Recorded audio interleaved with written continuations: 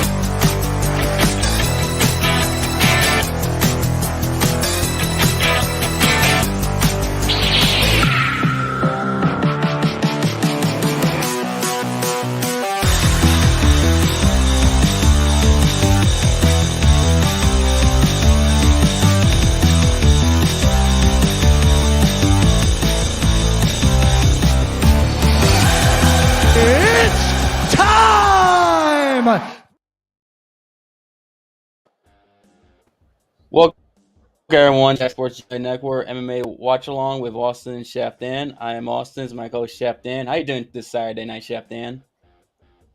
Salute to you, Austin. Salute to everyone watching, whether you are watching some football along with some combat sports and you decided to join us, or you just sticking to the combat sports and you're joining us. Thank you guys so much. We're not going to disturb your viewing process, but we do just, want to watch along with you guys and give our own commentary on what we think is going on throughout in the octagon. So thank you guys so much for joining us. Austin, how you doing tonight, man? Doing good, doing very well actually, very good. Definitely looking forward to Christmas. For those of you who don't know, Christmas is my favorite holiday. To me, it's the GOAT holiday. I don't want to hear don't bring up Halloween. Do not bring up Thanksgiving. Don't bring up any other holidays. It's Christmas. Don't do it. Greatest holiday in the world. I'm in the Christmas spirit. Happy to enjoy some fights. I mean, this is the last of the year. We won't get a UFC event for about almost a month to January 14th. So looking forward to watching these fights, just giving our commentary to it. And thank you guys for watching and listening to us. Appreciate the love, support. Yeah, you're absolutely right. It is a special event. So we decided to do a watch along because, like you said, we're not going to have the UFC for a while, and then by the time they do come back, they're coming back with banger after banger after banger after banger. UFC is starting this thing off right in 2023, so just want to, join in with you guys. Right, and definitely. And speaking of that, since we'll just talk about it real quick as they do the introductions, etc. Explain the rule set, the commentating team before the first fight in the main card. Let's just talk briefly about what are your thoughts on Glory Teixeira and Jamal Hill being the lightweight title in Brazil? Man. I mean, when the news first got announced, not knowing the ramifications of what happened, I was excited for the fact that after such a controversial end to Blachowicz versus Ankalaev, that the UFC was quick to decide something because they didn't want the belt vacant for that long. But then after, seeing like, all right, Anthony Smith was signed to fight Jamal Hill. Now Jamal Hill is bumped up to fight for the title, and Anthony Smith is left on air finding out that night, and he's just at a loss for words, even though he signed the contract. And then you also, really look back and watch that fight, and for as lackluster as the ending was, I don't feel like this fight deserved it to be a draw between Blachowicz and Ankalaev. So that's where, you know, you have certain mixed feelings, but overall, the show must go on, and that's how they feel. I'm personally, I'm excited for it because I personally think it was a draw. Watching it again, watching live and again, because the Ankalaev and Yan fight that I'm talking about, I thought it was a draw, and because of that, the UFC didn't want the light heavyweight title be vacant for a while, considering Yuri unfortunately is gonna be gone for like a long time, and I only want to go most of the year without having a light heavyweight title, especially since they need champions to sell pay-per-views. So might as well have Brazil need that Brazil card could have used an extra fight, and you get another extra good big extra fight, a big fight with Glover Teixeira against Jamal Hill in Brazil for the heavyweight title, especially a homecoming fight for Glover Teixeira because he hasn't fought in Brazil in 2015 and 2016, and we know Glover's near the end, so it's be final time potential for Brazil. So it definitely makes that card more juicier, and it's a good fight. I mean, yeah, you kind of feel bad for Anthony Smith because he was supposed to fight Jamal Hill, but unfortunately, it got taken away from him the opportunity. But Smith is an alternate for that fight, so if one of those guys has to pull out, Smith will step right in. So it could work out for him. Yeah, there's a possibility there. You're absolutely right. But all in all, no, go ahead. Yeah, fight for the heavyweight belt again. Something he's been trying to do for a while. He's had some setbacks. He's gotten close since losing to John Jones, but then he ends up losing the fights, where it be to that Glover fight where he would win the first round's loss, or the Ankalaev fight. So he's definitely got like a semi big opportunity, a gift somewhat to get a tough fight, as if one of the guys gets hurt. I mean, but then again, like here's the thing. That's why it stings so much more for Anthony Smith. The Ankalaev fight, it's not like he came out there and wanted to injure himself. He got injured and couldn't continue.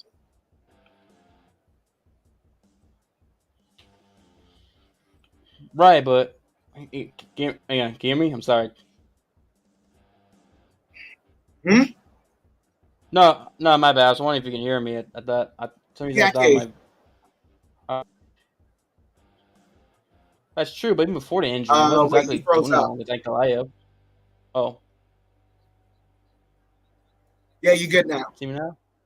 Okay. Yep. Yeah, I was saying, even before the injury, I thought he wasn't exactly doing all that well against Ankalaev. I mean, I do get what you're coming from, though, about him getting injured in his last fight.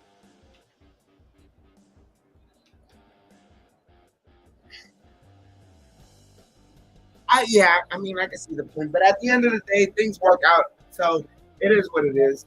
As we are about to, commence with the first fight on the main card. Austin, who's coming out, and what's the weight class? Weight class is middleweight. It's on Cody Brundage against Michal Oleksiejczuk. That's hard name for me to pronounce. No, it's okay. It's okay. Michal. Oh.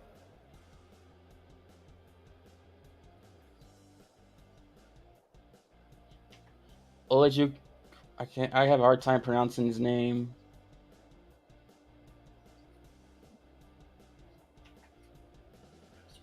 Hang on. Let me pull up the UFC.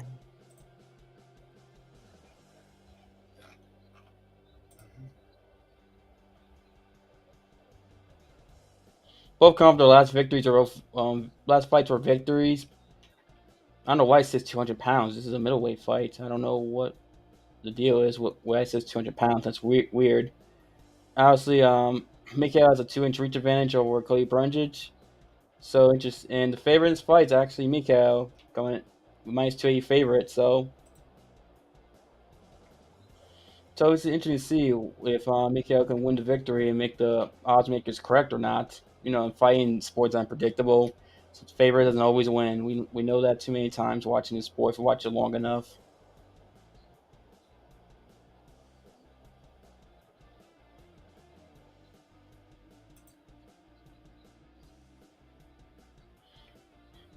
Joe Martinez is making his the announcements of the fighters.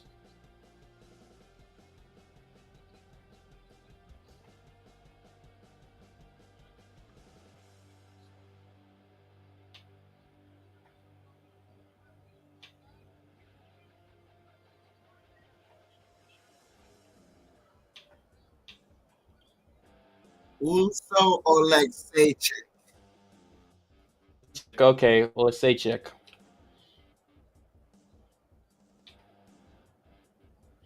It's those names, those Eastern Europeans. Once you get east of Germany and Austria and Italy, they get harder for me.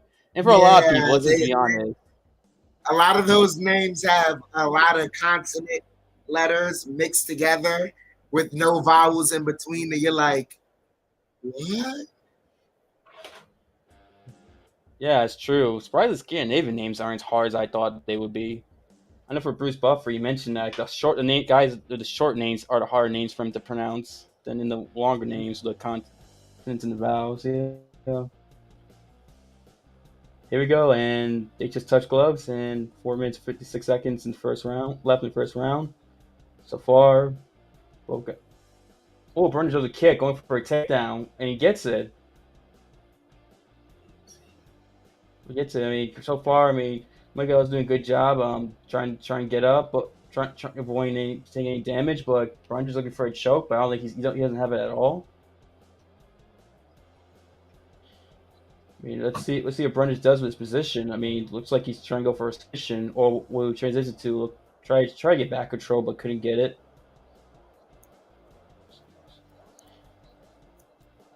Now, I mean, wrist control as Michal grabs the glove of Brundage to try to get up, uses his advantage to get up, and he gets up, but Brundage is still controlling him, getting a hold of his waist, trying to go for a takedown, but not getting anything yet. As they're inside the octagon.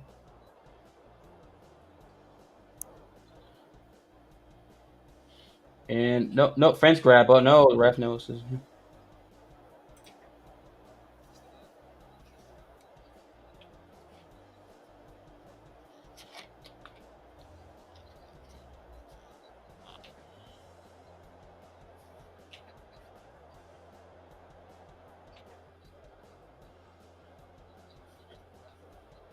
Brundage trying to make this a grappling fight early on. Seems like try to at least tire Michal out, at least in the later rounds, or go to submission victory. Either way, it's a smart game plan his part. So we'll see how Michal responds.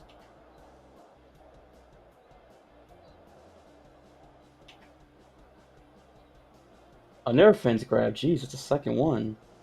So you gotta give him a warning if he does it again.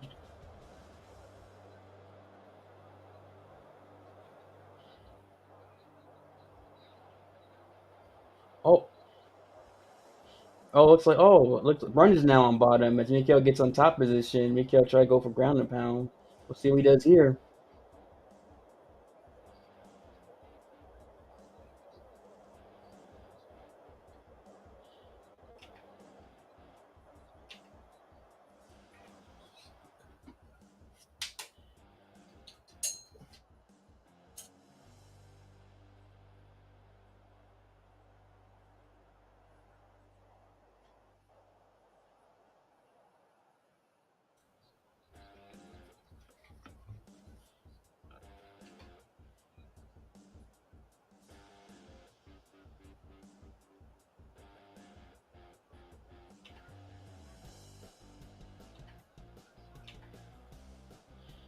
So far, Michal hasn't landed too much on top position so far. Playing a few, but not a lot.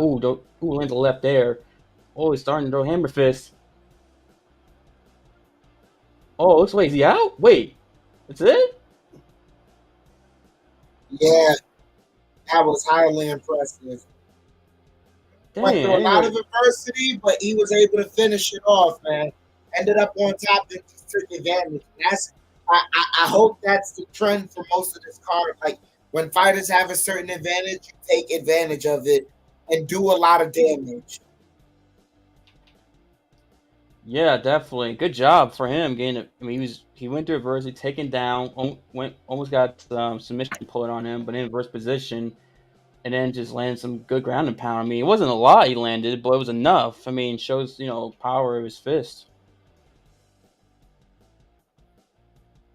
I mean, you see the replay. It seemed like he landed like maybe four or five, but so he landed a little bit more. Just the power behind it was just too much.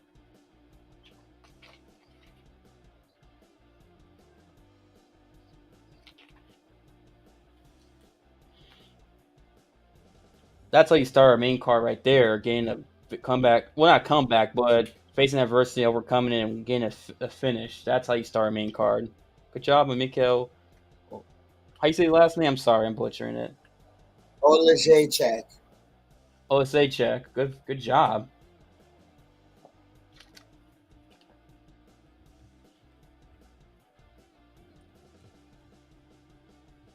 As that's his second fight in a row he's won. He's won four of his last 5 fights he's won. If I checked on his Sherdog record earlier, so record on Sherdog rather. So 4 of his last 5 fights he's won. Good for him. Continuing that trend of Polish fighters back in UFC. Started with Joanna and Jan a little bit. Now you got Gamrot and now him and who's the other Polish guy? I'm forgetting. Right. You also got Roberto Soldrich in 1FC. So yeah, Poland's doing well right now in MMA. We should see how many more Polish guys come out and have success in UFC and won championship, these other major MMA organizations.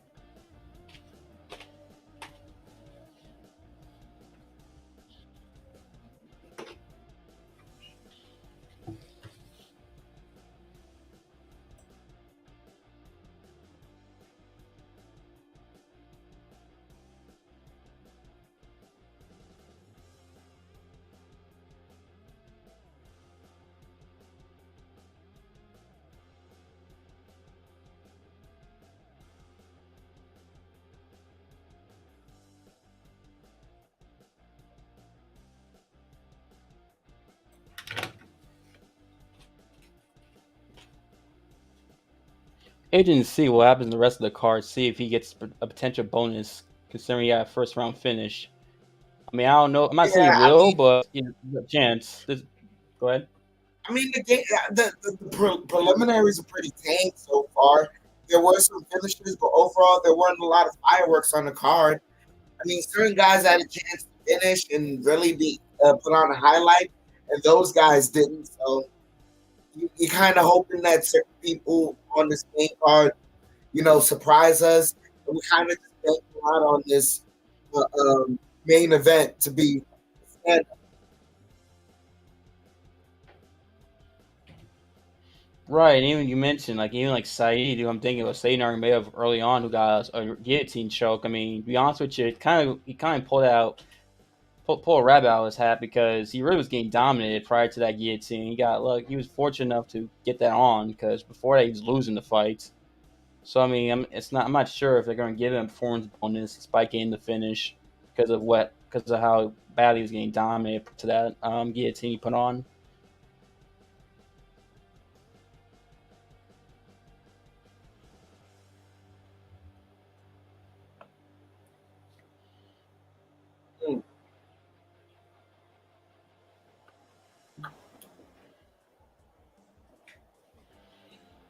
Oh, what's next? Oh, whoo, I'm excited for this fight. In the lightweight division, Drew Dober against Bobby Green. I mean, it's very nice that the first fight ended in a first round finish. It helps us move right along. Yeah, now we can see this fight. This is gonna be a good fight. Fight night potential. Not saying will, but I'm not ruling out. This could be that fight night bonus fight.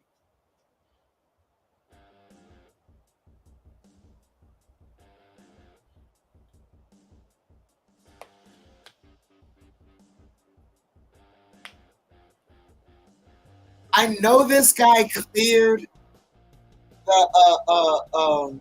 I know he cleared the lawsuit with Amber Heard, but I still feel like Johnny Depp is a douche. Savage. Like, I'm watching this Savage thing, and it's like, bro, this is a little extra. even for perfume. Salute, gentlemen. Fight night, baby. It is fight night. Wait, Johnny Depp doing a perfume commercial? Yeah, Savage. What? A guy doing it? Bro, I don't know how you get ladies to buy it. What's the deal? Get what? Go ahead. It's a men's cologne. It's a men's.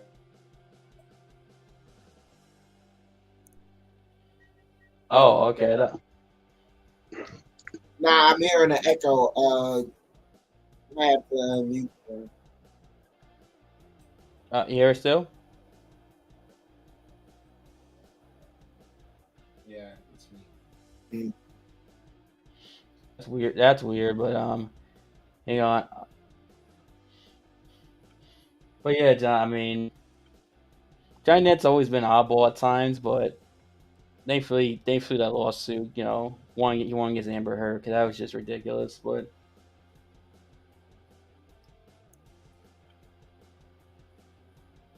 also, what happened to your hand? Notice there's a cast on your hand. Not a cast. Just something to help out my wrist. I'm in a lot of pain with my wrist right now. Oh, I'm sorry to hear. Ooh, folks feel better. Yeah, it's all right. Put some icy hot on there, and yeah, I'm good.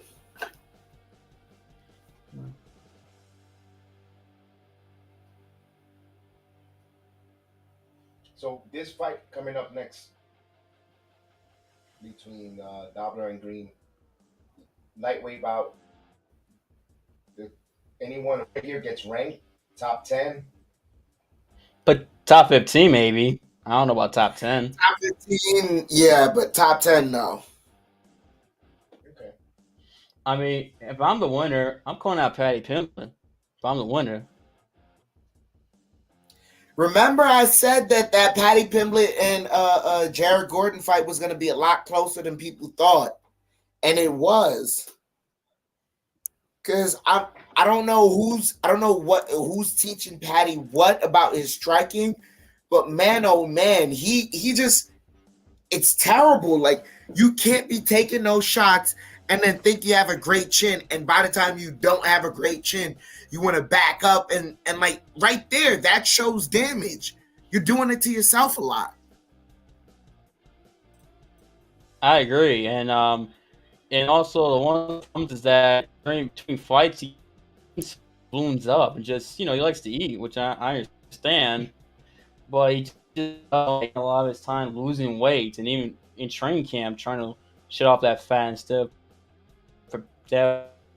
like training, working on his craft, like not in camps. And I think that's what's hurting him with striking. But here's the thing. I've never had an issue with that, because if his natural weight is a bit higher, but at that natural weight he can't maintain muscle mass and he's a bit pudgy, that's fine. Like, I've seen a lot of famous trainers, like a lot of fighters talk about their famous trainers who've told them, hey man, after a fight, go get fat, go, eat, gain weight, all that. Because by the time you're back in here for, by the time you celebrated your victory and all that, and you're getting into training and you're getting ready for training camp, I'm going to bust your ass. We're going to be working out. We're going to get back to basics. And that's all that is. But I don't think it has anything to do with weight. If anything, it's just disciplined striking, knowing where your hands are supposed to be, how you're entering. That's something that I don't think has anything to do with weight. That's something that his trainers have to instill in him. But the discipline, yeah. He's undisciplined. That's the problem. Is weight, like eating stuff. I don't think one correlates to the other, though.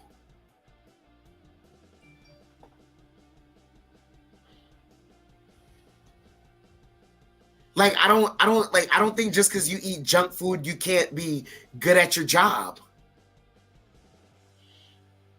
Yeah, but he's focused on gaining so much weight. He's focused. It's mostly losing the weight, so he can.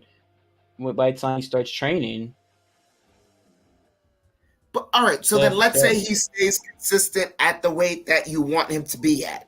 By the time he enters training camp, all the activity he's doing is going to make him drop weight either way. Right, but at least he's training. He's not losing excess weight. At least he's training, working on techniques, which he can improve to get better. Right, and focus heavy on losing the excess fat. That's what I'm trying to But say.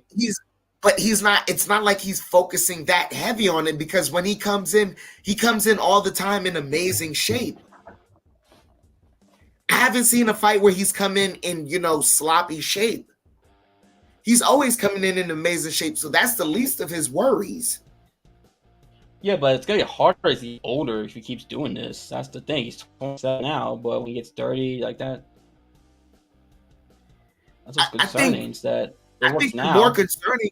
No, but I think the more concerning thing, which I think, regardless, whether it's a fat person or a skinny person, you can teach them, hey, when you enter striking range, put your hands up. I don't think that has anything to do with weight. Yeah, that part is He true. could be losing weight and still, he has to know how to put his hands up. Defend yourself. Right. That chin up in here too much. It's bad at. I mean, how many left hooks he get hit by? Like what, 20 by Jaron Gordon in his fight? I mean, here's the chin thing, right? Even the chin thing that they say, I don't think that's much of an issue if your hands are up. Because if you get someone who wants to invest in the body with Paddy Pimblett, that's actually something that, if anything, he should be investing more in. Because now you have someone trying to strike in the lower areas. If Paddy Pimblett grabs a hold of them, that's a whole different issue. And those lower strikes tend to favor grapplers. So I don't have an issue with his chin being up, but his hands are never up. That's something that, you just got to put your hands up.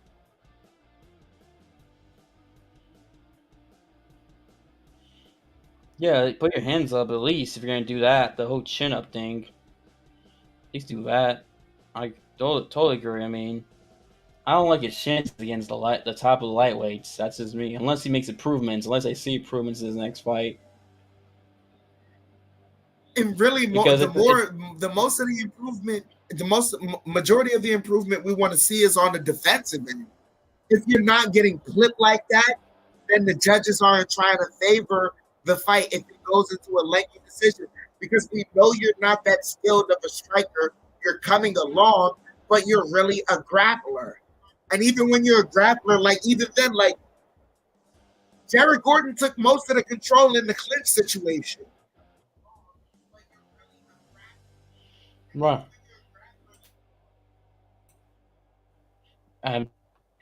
Yeah, I mean, we'll see with Paddy Pimblett what's next and what happens as Bobby Green's made his way to the octagon. Now Dober's coming out. I mean, Drew Dober. I mean, that guy. I mean, Drew Dober looks like your typical. Wait. You know that meme about Chad? What Chad looks like with the chin.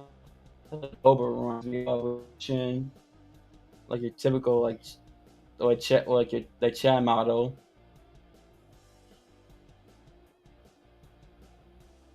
You guys got Dober's won fights. I am interested in see how this fight plays out, because Bahrain I think is a slight favorite. Let me check.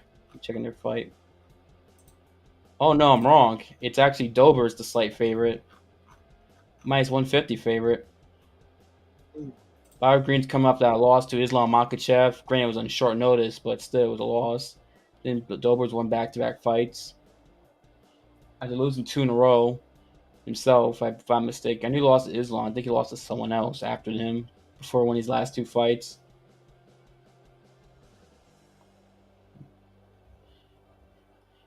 One thing in this fight that I do wonder is, does Dober invest in the body? Because Dober sometimes does throw body shots, and I do wonder if he's going to invest in the body in this fight. Will he be able to? They're both going to stand up. Exactly, yeah.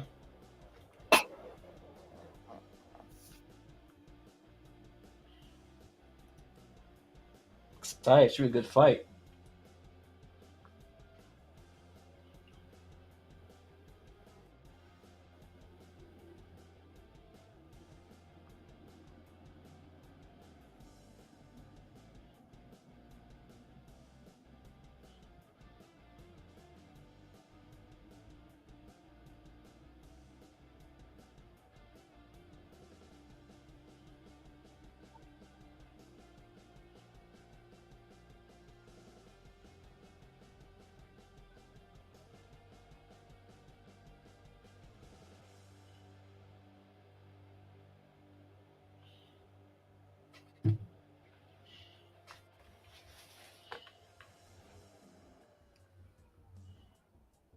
Martin's introduction, just introduction for Dober, and Keith Pearson's the ref for this fight.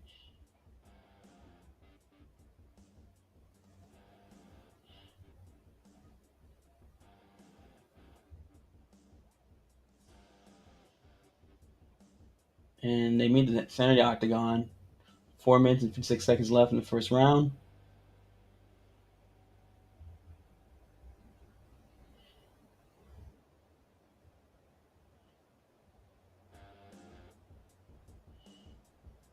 Oh, nice left from Bobby.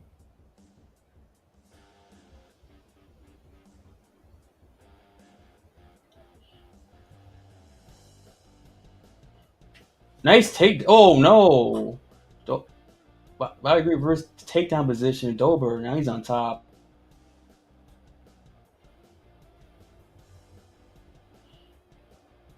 Dober gets up.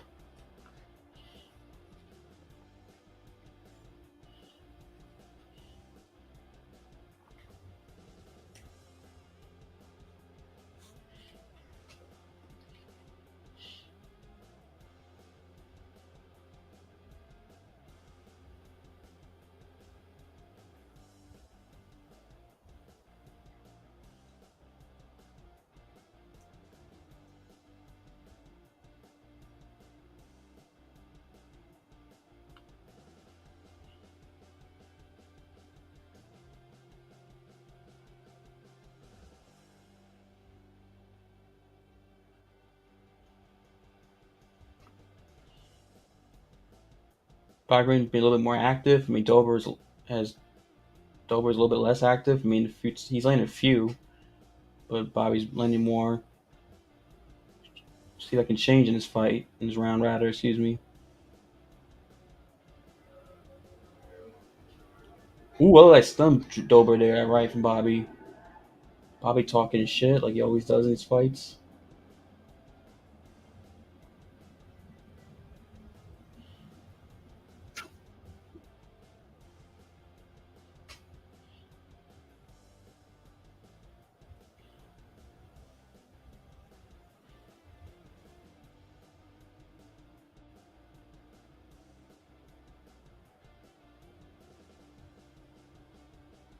Nice left from Dober, but Bobby just walks it off. Nothing.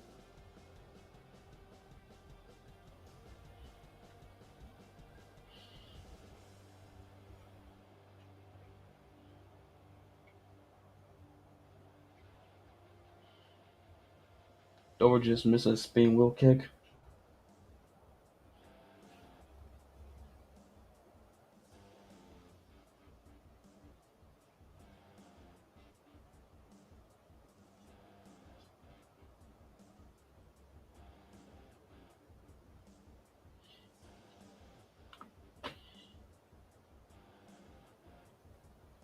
Salute to you, RK. Thank you so much for joining us. Thank you, RK. Salute to you.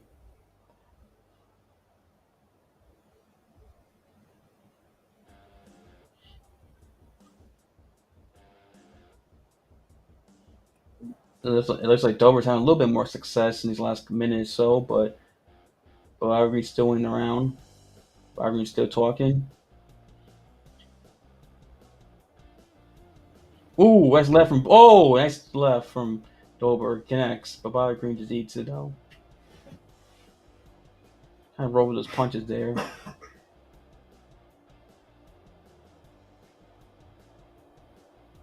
Nice body shot from Dober there.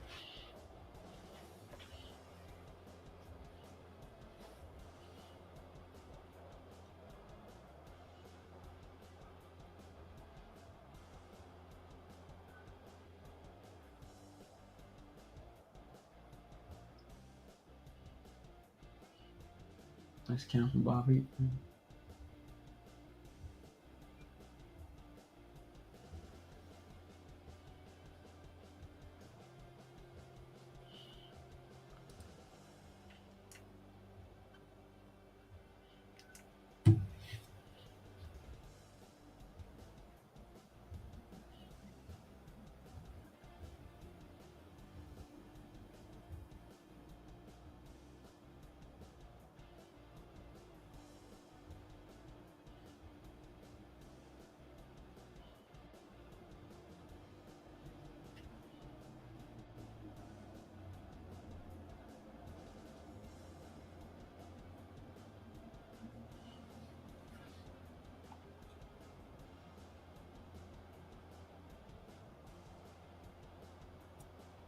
Yeah, I ain't got much to say. Bobby Green took that first round. He did. He took that first round. Dober did better in the second half, but Bobby Green still did more damaging blows than Dober.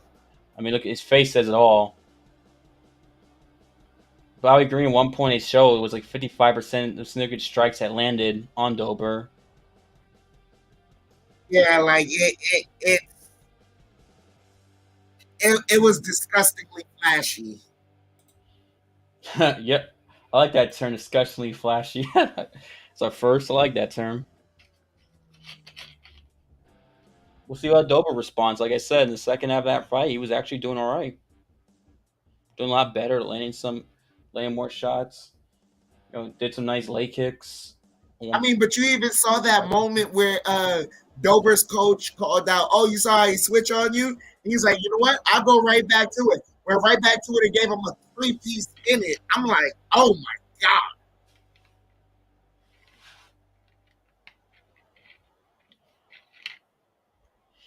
god.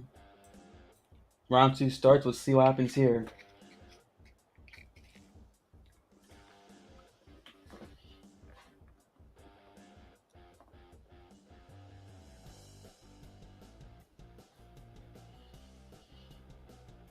Good leg kick from Dober. As he gets in there, he could Bobby Green back against the fence. Bobby Green still lands some nice counter shots. Oh, gets clipped there by Dober. Dober rushing a little bit.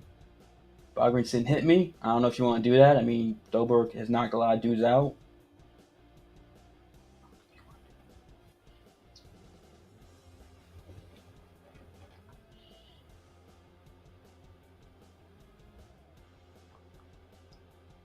Bobby's back against the fence still.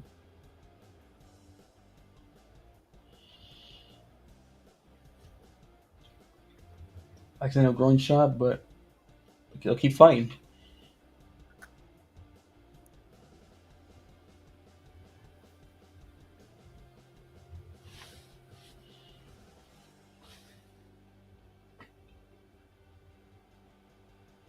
Ooh, nice jet. Nice Bobby.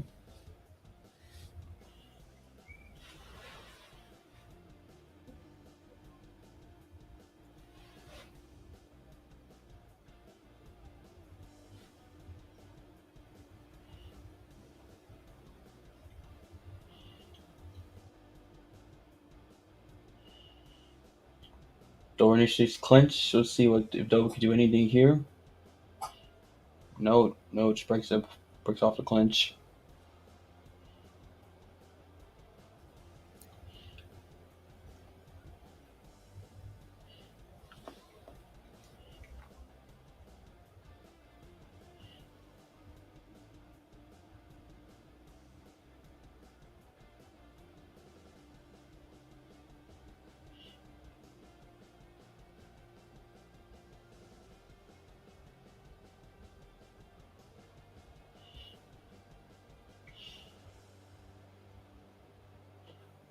It's Mike.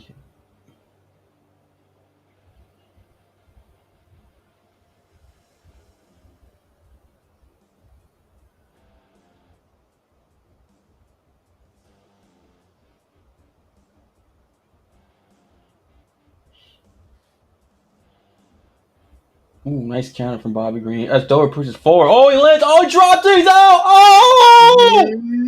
Oh! Jeez. Oh, my gosh. Performance bonus. Drew Dober. Second round KO.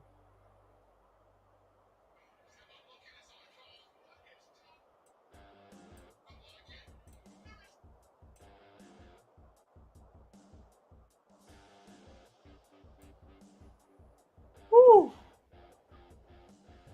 Bobby Green did some damage to Drew Dober, but Dober came through. I mean, got counter. They're showing the replay. He counter strikes Dober. It's it, but Dober keeps pressing forward, landing some, throwing some punches, nearly connected, and lands that left hook that puts Bobby Green out. Got him square with the left hook. Boom, out cold. Whew. Let's not forget. I think it was his last fight. Was it his last fight against Terrence McKinney? Remember, he was like losing that fight. He got dropped twice, but then came back to finish him in that same round, the first round, that crazy fight. Bro, me personally, man, I like this fight, but the style of Dober, it never lasts long. Right. That's true. Going against elite strikers, yeah, it's not gonna last long. I give him Chris 3 in a row now. He's won.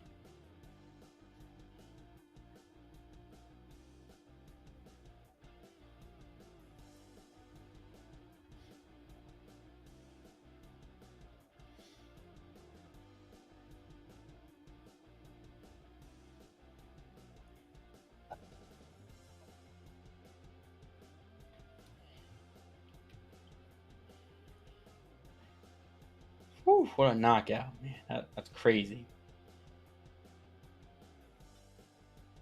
So far, the main card is delivered. I mean, the first round finish at the Race University from Michal Oleksiejczuk, and then you got Dober after losing the first round, coming back and win the second round. Well, impressive left hook knockout. I mean, Yeah, great start to the main card. Excellent start.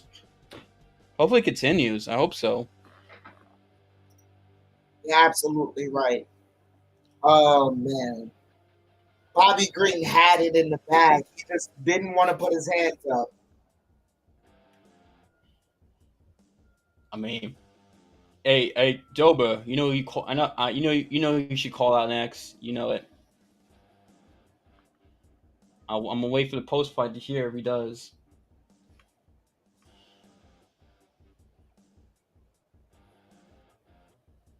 Here, let me mute my mic real quick so I can hear it post fight.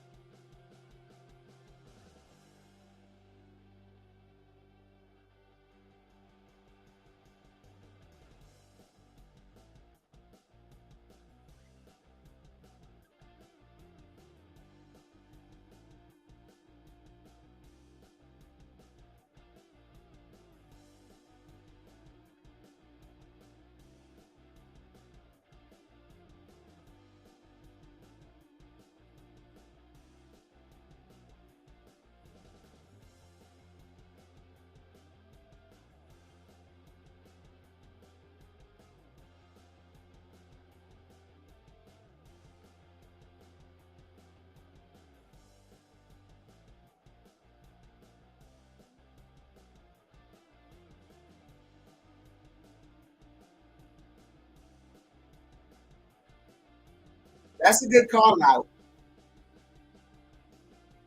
Jalen Turner's a good call out.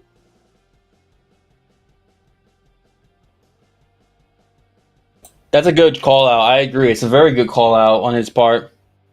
That's a good call out. Makes sense. I didn't know he was top 10. I knew he was ranked, but damn. I agree. Good call out. Not Patty and Turner's an excellent good call out.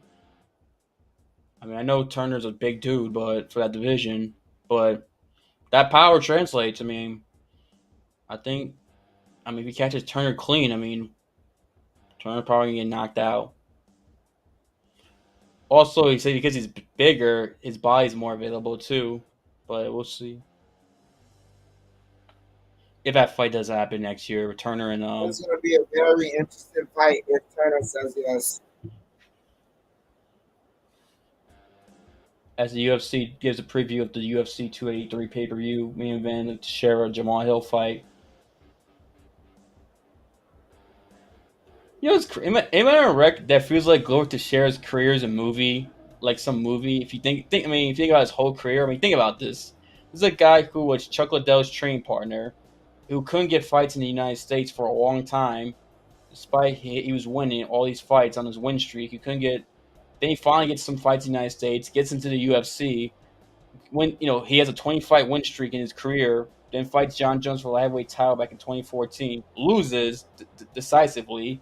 Then he gets close to title fights, then loses. The Rumble fight where his title eliminator, he got knocked down in 13 seconds, loses to Corey Anderson, and then it goes on his win streak in his late 30s, early 40s, when he's super old, and then beats Jan Blachowicz to become the oldest person to win a heavyweight title, oldest person to win a UFC title first time. Then the crazy war of Yuri. Now he's getting another title fight in front of his home crowd in Brazil. It's how he's now a movie. His career is now like a movie. Yeah, absolutely right. Oh, sorry. I'm not laughing at you. UFC is vicious. UFC's what?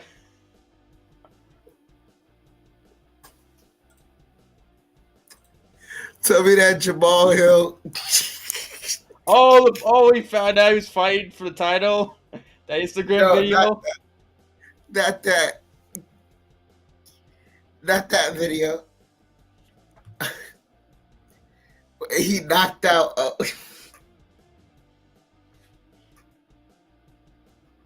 What's his name? Johnny Walker.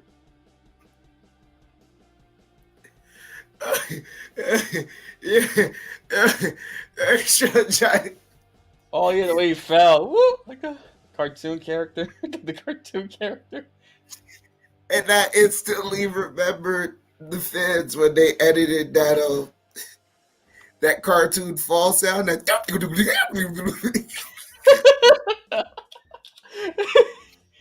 MMA fans are a whole nother level of trolling. No one trolls like this MMA fan base. No. No one. I know what you mean. Oh yeah.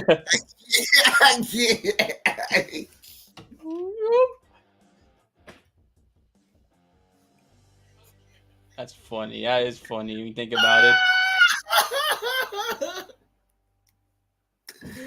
I'm sorry. Yeah.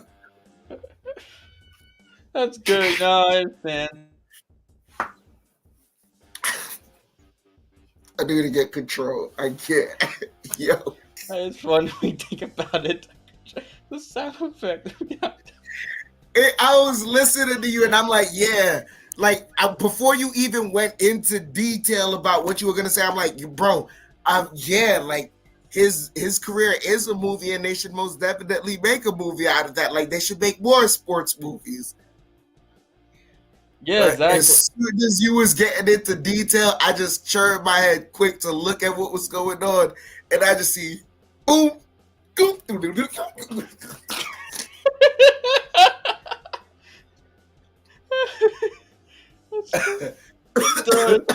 in the woo.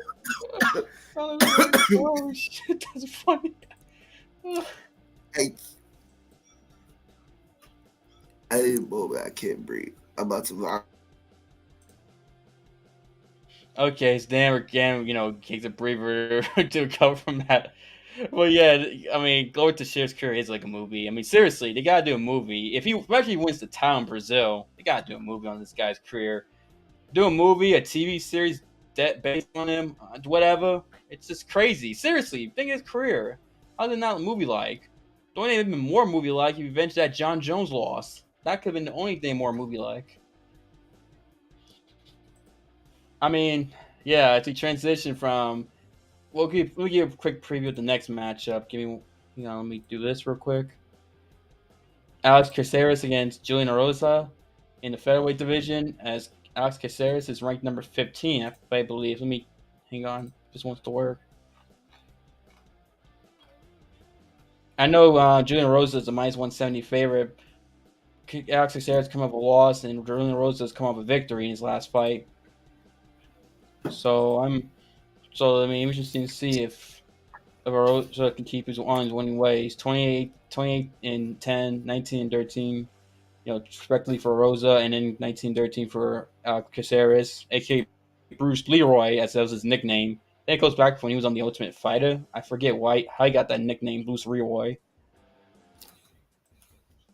I mean, because he has I the know. globe. I But guess he has the globe. I mean, here's the thing, man. Julian Erosa, it's not like he's been losing to scrubs.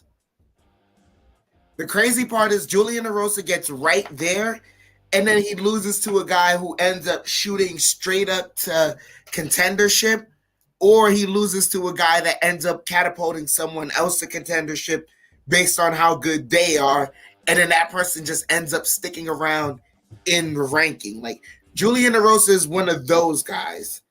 So he just has to find a way to get over the hump. I mean, so far he's won 3 in a row. Erosa, he's won 3 in a row. Talking about victory over Hakeem Dawodu back in September.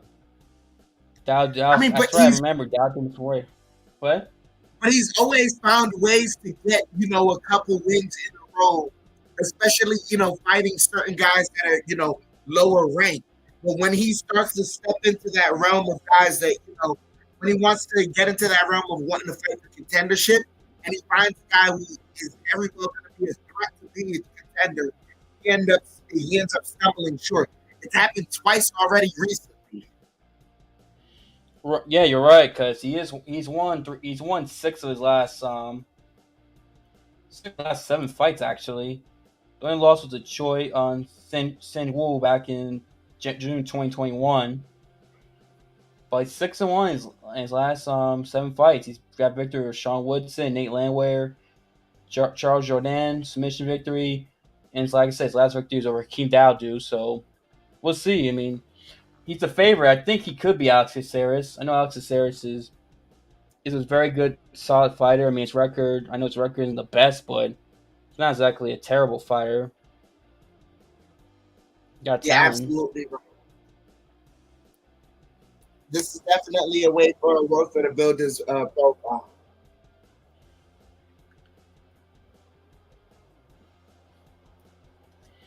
As Erosa makes his way to the octagon, now you got Alex Caceres coming out. Bruce Leroy, as he's known as. No, Leroy's not ranked. For some reason, I thought it said he was ranked. I must have misread it, the UFC page.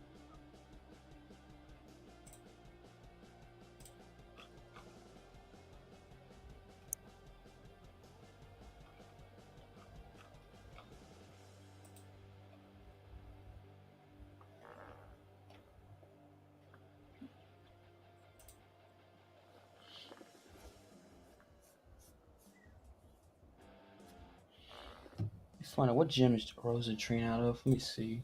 I wonder if it should tell me if I go on this page on the UFC website.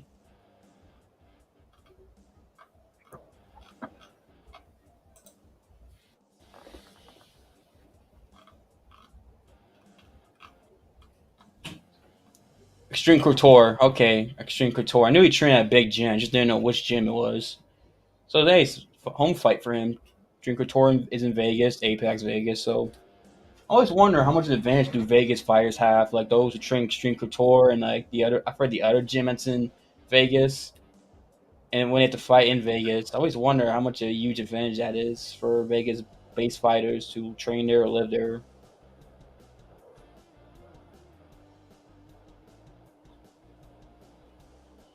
As these are 2 tall featherweights, 5'10" for Alex Caceres, 6'1" for Julian Rosas. I mean, they're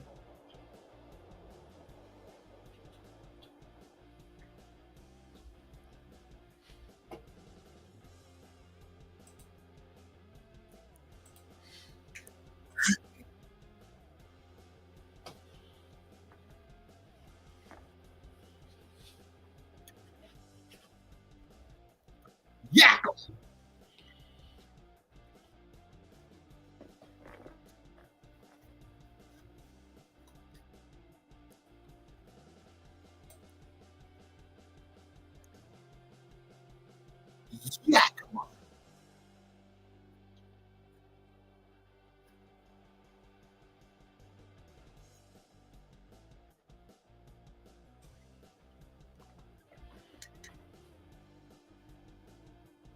I didn't realize Caceres is only 33. I'm so used to him being in UFC for a long time. He was on the Ultimate Fighter season 12.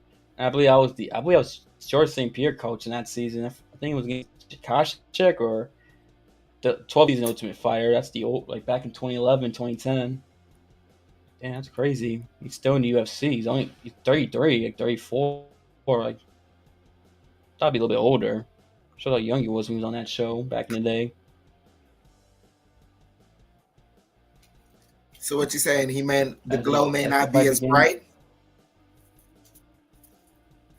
No, I'm just saying I'm impressed that I didn't realize how young he was. I thought, considering he's been in UFC for a while, I mean, I'm very impressed if you fight in UFC for over 10 years. Charles Dean's the ref of this fight. Says 4 minutes and 33 seconds in the first round. Nothing big's happened so far.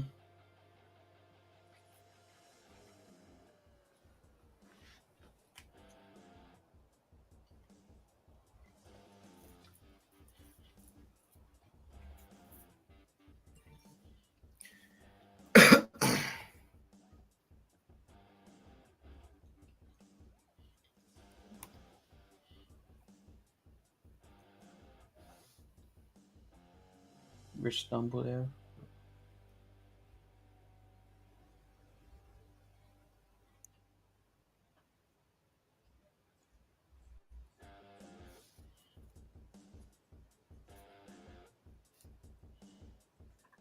Nice body kick from Alex.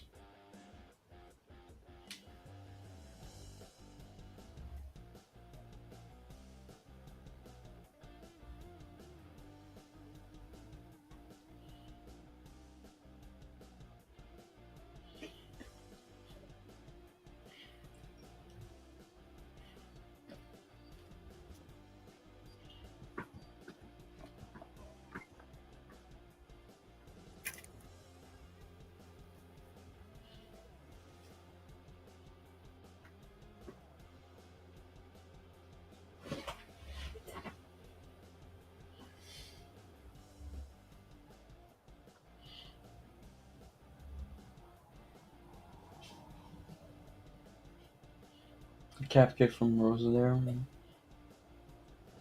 As he misses that right there.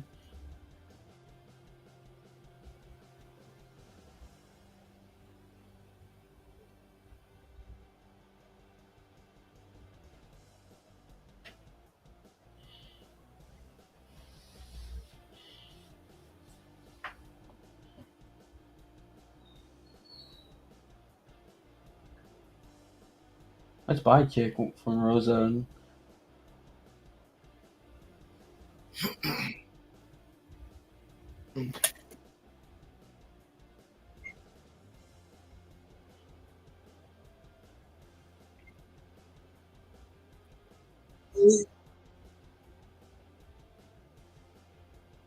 Oh, head kick.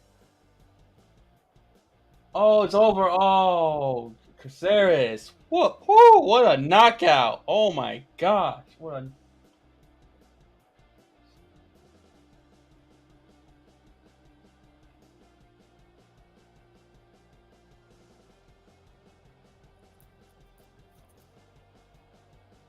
talk about out of nowhere. That was it. Whew. I thought dope. I don't know. I mean, they both get performance bonuses, both Dober and him, but fuck, what a head kick. Oh my gosh.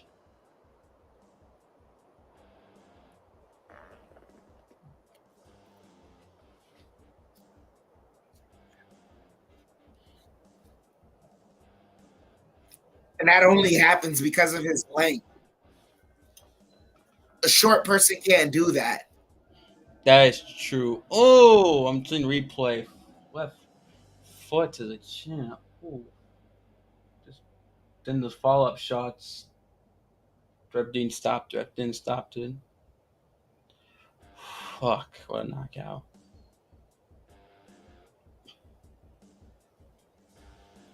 To answer your question, Mona from Facebook, Alex Caceres won. The guy with the afro, Alex Caceres, he won the fight. Head kick. What a great perform. Thank you for watching, by the way. Great performance by him. I mean, damn.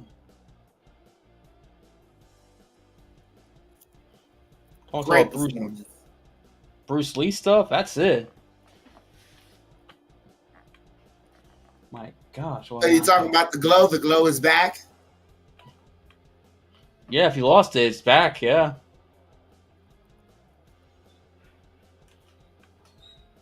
That's crazy. Can I say something? These fighters got some terrible tattoos and terrible placements.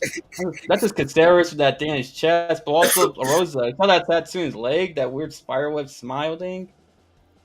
These fighters got. Shoot. Who had a good tattoo? Semmelsberger versus Jake Matthews. Jake Matthews had a good tattoo. Oh, his tattoos they're cool. They are nice. Yeah, they had some good tattoos. But a lot of these fighters just don't have great tattoos. A lot of them don't. I mean, Poirier may have the best tattoos all the fighters in terms of the club. But damn, all these fighters just got dumb, awful tattoos. Not just fighters, but athletes. A lot of athletes have terrible tattoos. I mean, I'm just gonna be real with you. I mean, look. Certain football players have good tattoos. Certain basketball players have great tattoos. Certain, but a lot more bad than good, in my opinion, with them. I mean, one of the worst ones is Kenyon Martin's. If you know the story about that one of his neck. Yeah, I remember that story. That's just dumb. Like, he deserves to get roasted for that. Getting his girlfriend's lips tattooed on his neck, and then freaking they broke up and he had to cover it up. I mean, just stupid. Hey, young people make dumb mistakes sometimes. Yeah, that's true.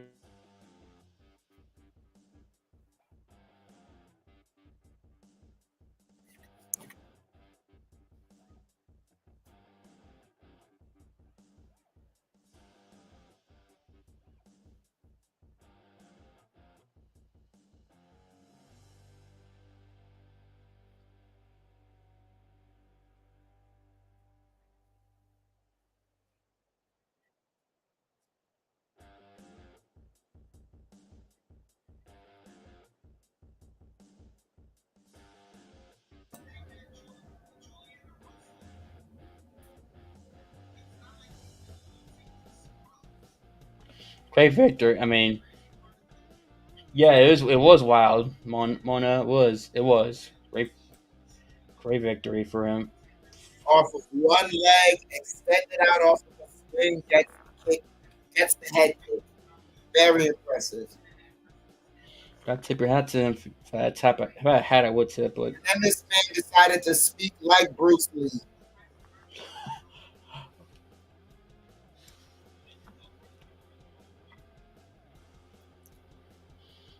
oh man, he's really happy. Ooh, he's celebrating, doing the dance.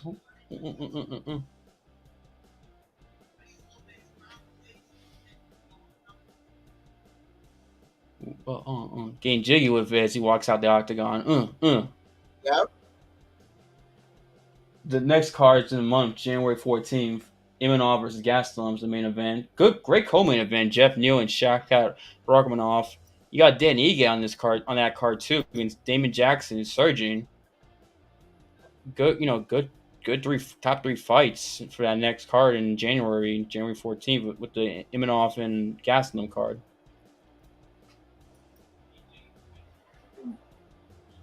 That's an interesting card. Yep.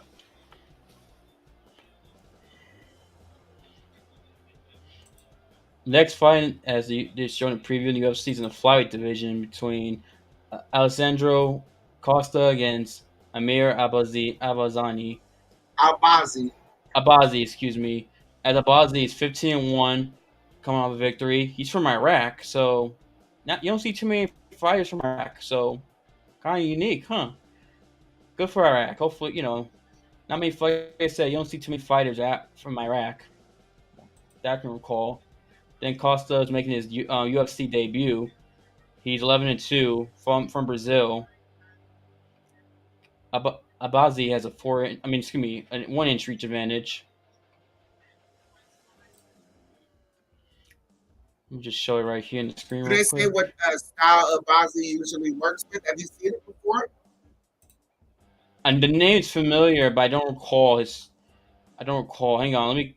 Albazi's a 410 favorite versus a plus 330 underdog for Costa. Let me click on Albazi real quick. His bio, 4-5 win streak. Should we go down? It should say right. Jiu-Jitsu.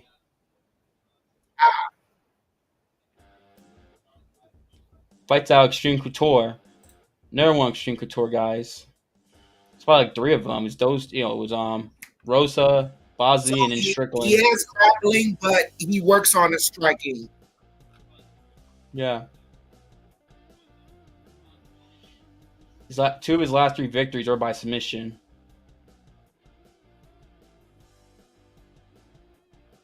And, oh, that's right. He submitted. I forgot. Now I remember him. He submitted Davidson Figueiredo's brother. That's right. That's right. Oh, that was a quick submission too. Yeah, first round. Yeah, that's a good. Short. Yep. First round submission.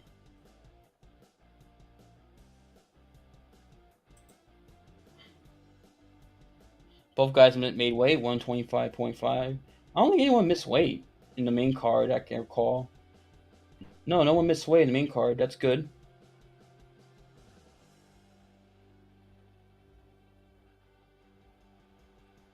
Dave R, salute to you, man.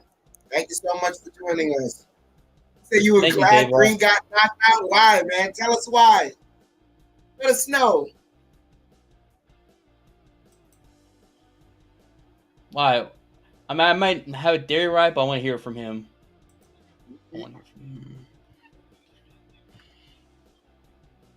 I mean, Bobby Green says a lot of crazy stuff, so he possibly could have said something that angered him.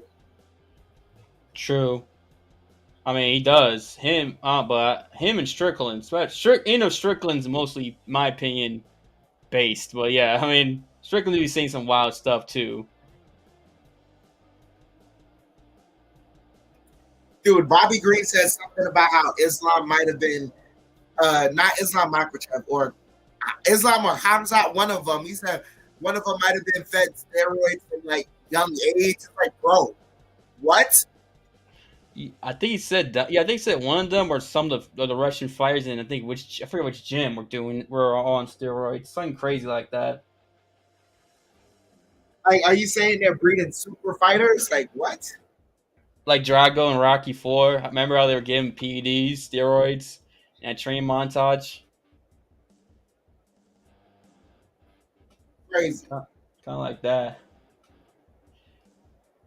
I mean, to be fair, the Soviets were the first ones to use steroids. They invented it. If you're the Soviet Olympic teams back in like the 50s and 60s, yeah, late 50s and 60s, they were injecting their athletes with that.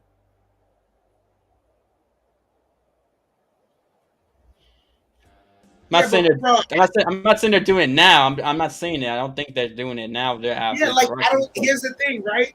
That would be the case if the UFC champion had some sort of form of political power. But name me a UFC champion that had political power.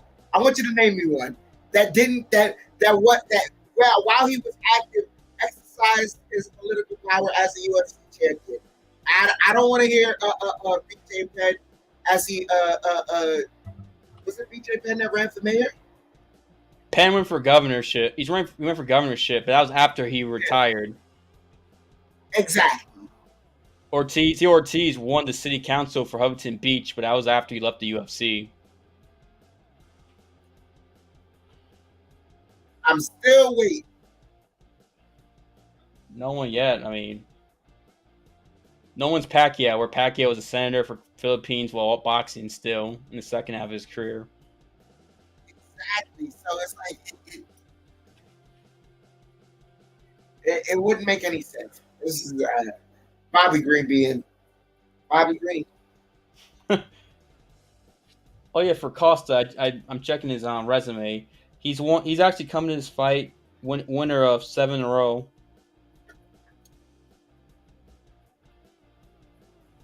So both of these guys with something to lose. Yeah, both on multiple fight win streaks.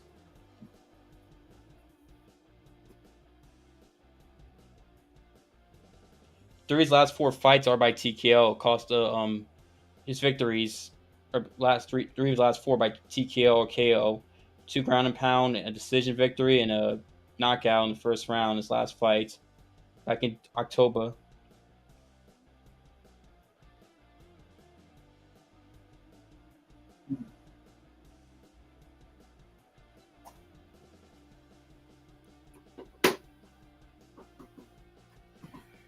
Yeah, hopefully we get some knockouts.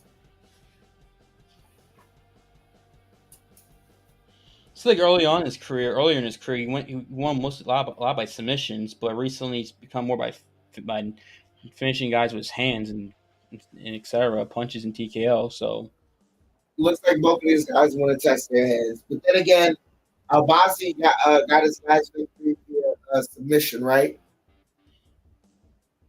repeat that one more time. Regardless, man, when you have a victorious when you get a victorious result, regardless of who you fought against, you're gonna try the same thing again. So I don't know. I think Albazi is gonna shoot early for early submission. Yeah, Also because he's also a shorter fighter, right? I'll check right now. But three of his 4 last victories for Albazi are by submission. Including his last fight against Figueiredo, Davis and Figueiredo's brother, Francisco. Oh, he's a longer fighter. Yeah, by 1 inch. Yes, 1 inch. 1 inch taller, 1 inch reach advantage. That's it.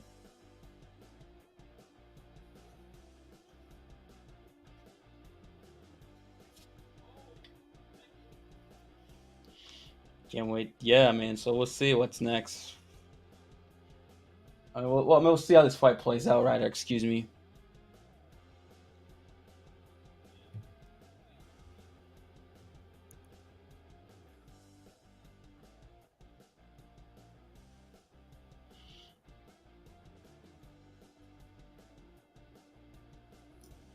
As we come out from commercial, we're just commercial here on ESPN Plus, and as both fights make their way to the octagon, Costa is 3 years younger than Albazi. 3 years younger. Albazi 29, Costa 26. So we'll see. I mean, could be a good fight. Should be a good fight. Mm-hmm. Costa wins. He's in the top 10. Excuse me.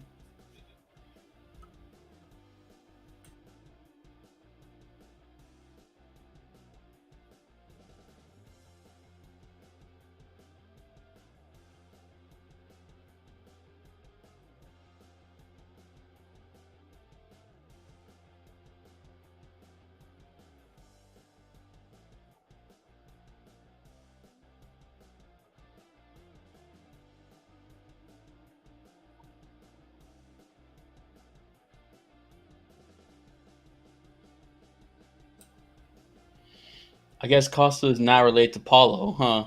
I was curious. Guess not. Paulo made a joke that he's Mexican or he rooting for the Mexican national team during the World Cup at Brazil. It's funny. I mean, Paulo Costa might have the best social media of all the MMA fighters. Yeah, he might. Yeah, I might think Derek Lewis. He's beating Kevin Holland. He's beating everyone.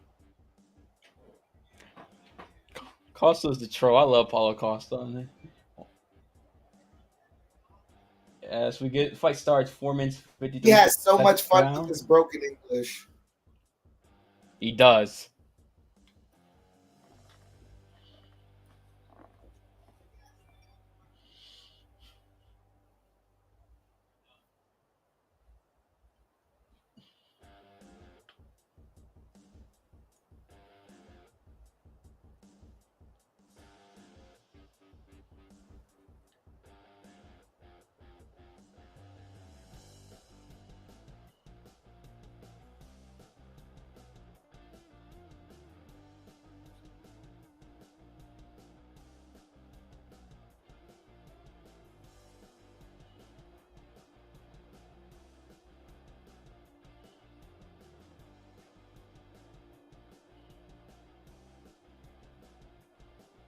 Minute passed by, not a lot happened so far.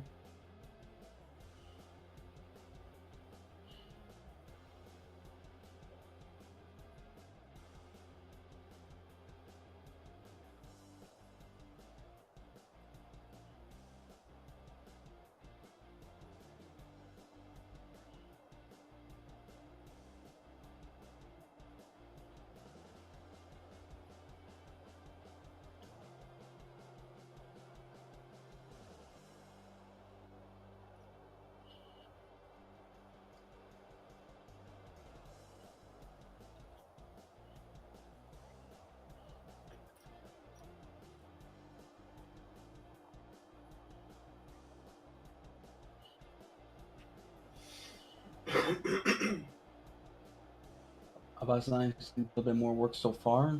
Still in the round, and we still got 3 minutes left to go. Costa throws a jab. Lands a one, lands a two, lands a second punch of combination there.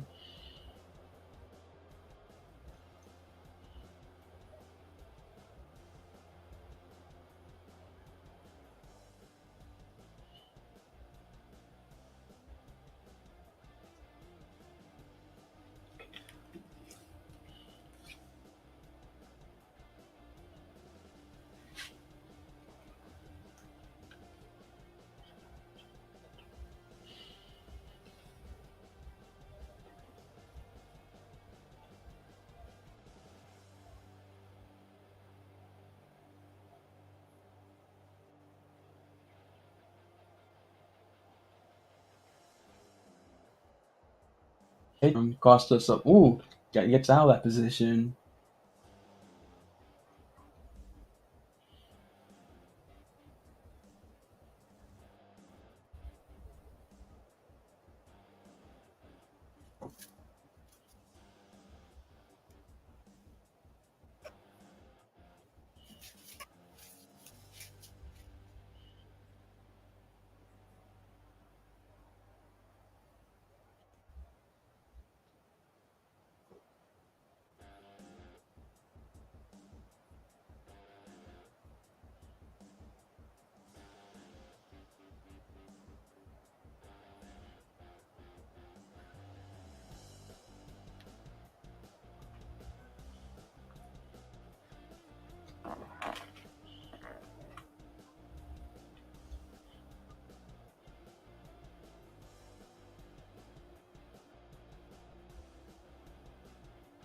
Good job stopping that takedown.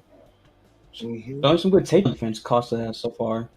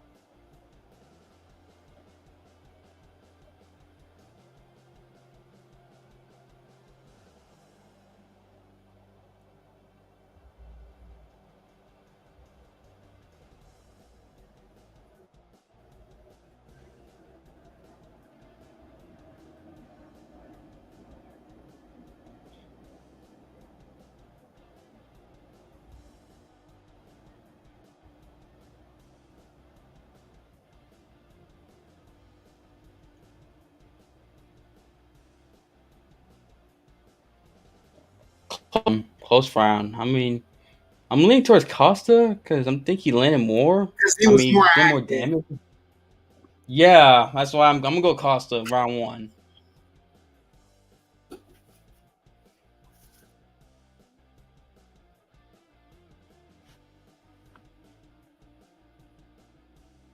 He was more active, landed more shots. Albazi's biggest moments was the jab that split the middle of the guard, and when he tried to go for the takedown, but he didn't get it.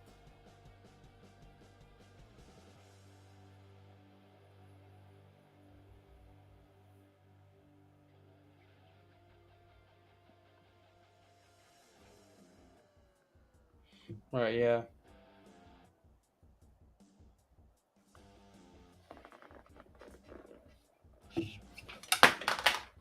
phone dropped, but yeah, I agree with you there. Yeah, round 1 to Costa. Let's see what Albazi does round 2.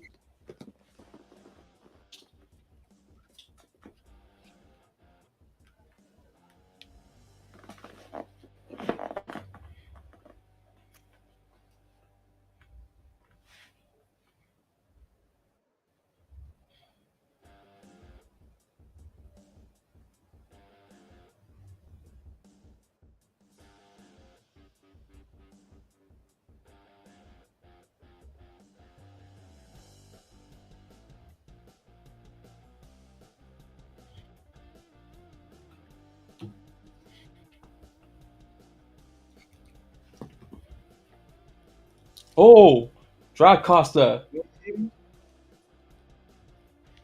This 1-2. Okay. See what he box on top position. Costa tries to pull guard. No, trying to.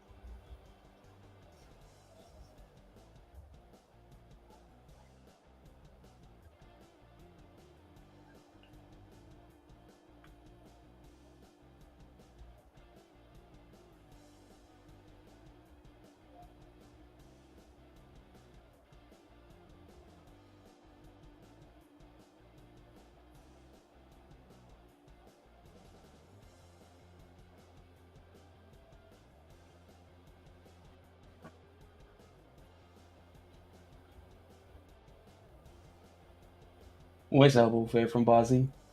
Bozzy's do a little bit more. I mean,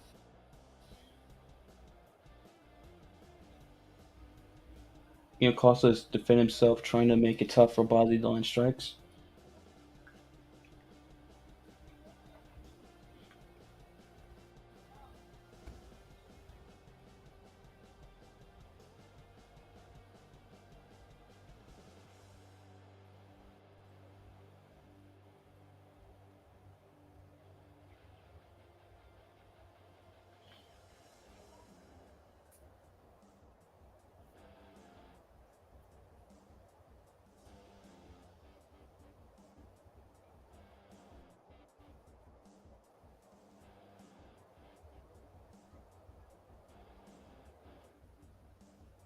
Ooh, good job.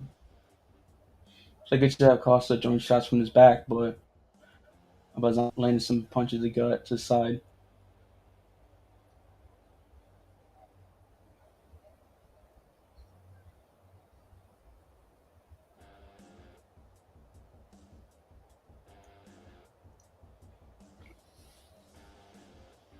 I guess surprised that Costa hasn't tried to escape yet. He just been more to stay on his back and just throwing punches off his bottom. I thought he would get up at least, like attempt to. Excuse me.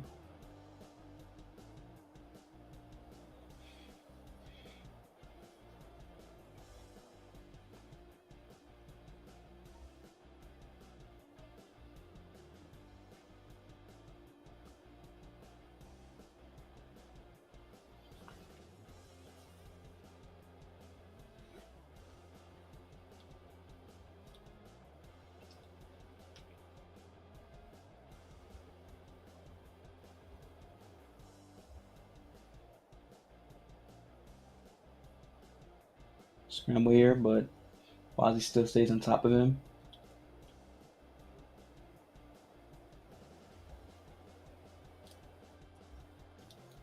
This round is all about. Oh yeah. Ooh, nice punch to the gut. Misses out a punch.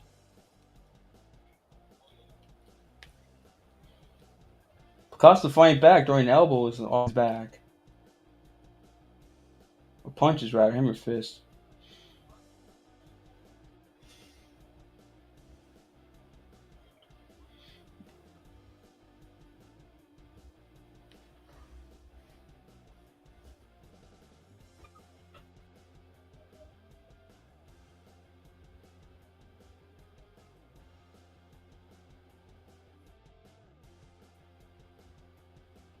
Big round for Albazi.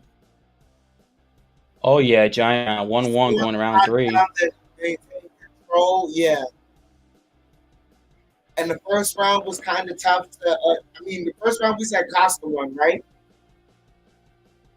Yeah. So you got that, and then this round is essentially 1-1. But with the knockdown, I don't know how the judges scored that. Well, I think we'll see. I'll be right back. Let me use the bathroom. Be right back.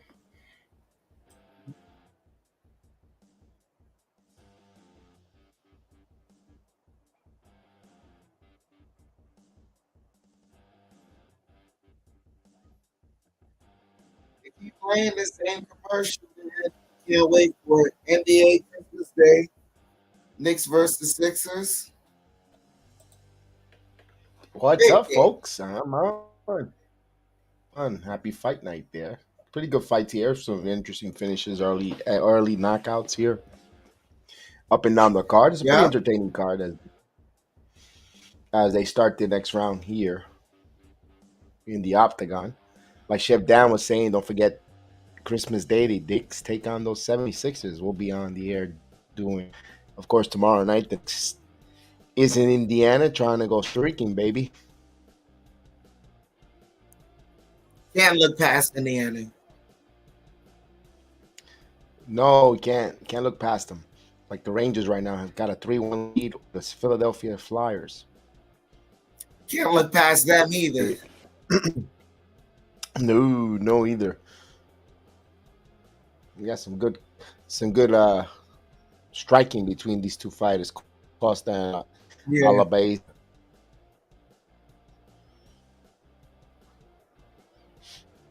And of course, Costa trying to use the front leg kick there. But to get down, good takedown there. That was an excellent takedown by Albazi. Big because there's 4 minutes left in the round. So how much control time is he going to get? How much damage is he going to get in this, on top? Right. That's also what judges sees, the amount of ring control he had on top. Mm-hmm. Because this is for relatively a close fight. Right, and you want to try to leave an impression on the judges as much, those would like to say steal the rounds when you can. But I know there's plenty of time here where, Costa could steal the round. But right now, you like what he's doing on top, taking the mount control. See how much mat time he's going to have on top.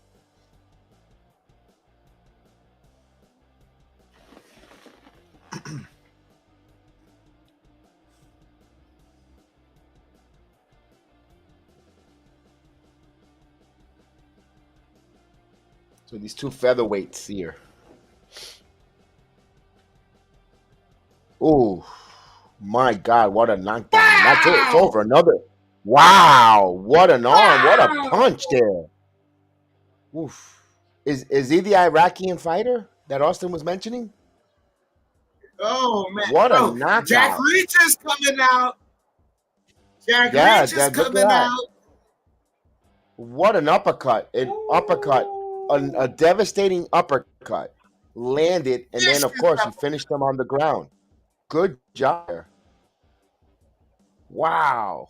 Phenomenal knockout, man. As I'm going to tap out and give here to Austin, who's going to return back on the play-by-play. But don't forget, hit those likes. Hit those likes.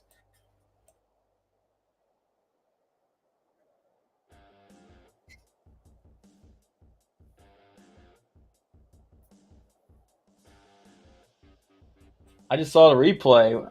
Oh my gosh, what an uppercut! Woo! What a knockout!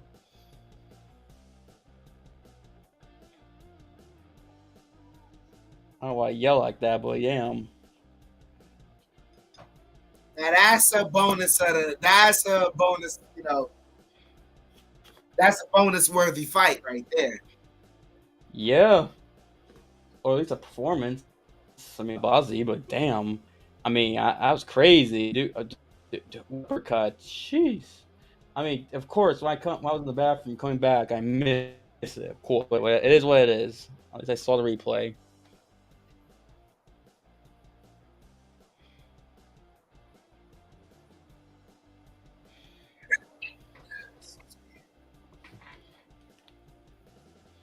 But hey, man, that's like what if. He's definitely gonna get a title. He's definitely gonna get a contend ranked guy next. Who I don't know, but good fight for him.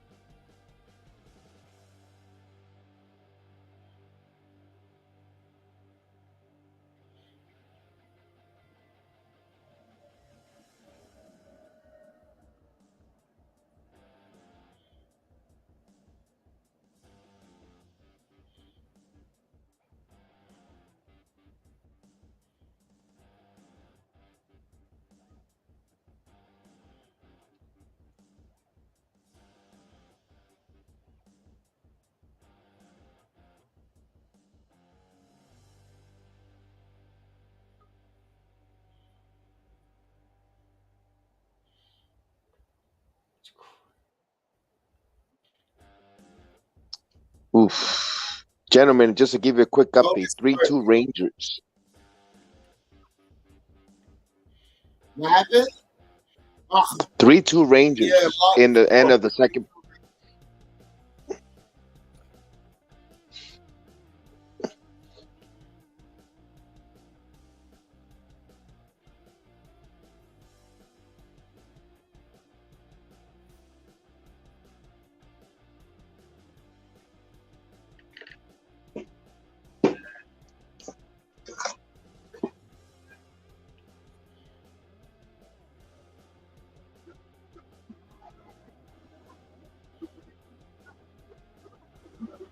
So what's the next bout on the card? Next Tsarukyan fight versus Damir Ismagulov. Oh, Rob. Oh shit, that's right. Yeah. You're right. Let's go. So that is our co-main event. That's our co-main event of the night. Yeah. Yes. Let's go. So we're 2 fights away from ending 2022 UFC fighting season. Yeah, it is. And it's a big fight too in this lightweight division. I mean, exciting fight. Is this a jockeying of ranking here, or what's the implication of this lightweight bout? Yeah, it's jockeying I mean, he's gonna find his way in the ring regardless to me. Wait, what? I'm sorry, repeat yourself. I said he's going to find his way in the ranking regardless. The power is there, the skill is there, and the striking is coming along very fine. Okay, now Arman Tsarukyan is ranked number 9. Damir Ismagulov is ranked number 12. So they're both ranked fighters in the top 15. Tsarukyan's come up with that controversial loss to Gamrot, which I personally think he should have won. I understand why judges didn't give it to him because there was he landed a spinning back fist in the 4th round that dropped Gamrot, but it was so hard to tell live that it looked like it wasn't a spinning back fist, and it was that round where they gave the Gamrot. I know it's weird, but if you watch that 4th round, you'll know what I mean. It was a close, competitive, excellent fight between him and Gamrot, Tsarukyan. So it's come up a loss to Gamrot in the main event back in late June, and then you have Damir Ismagulov, who's come off a victory his last fight. I'm just trying to I forget who. I know he fought like a couple months ago. I want to say in that Long Island card. Could be wrong. No, he fought the in UAB June. arena. No, it was not that. My bad. It was the Austin card back in June over Kutalaze.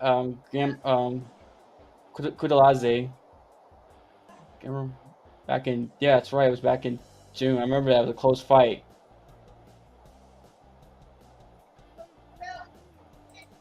It's a close event. Got victory over Thiago Moises too. Does Damir has.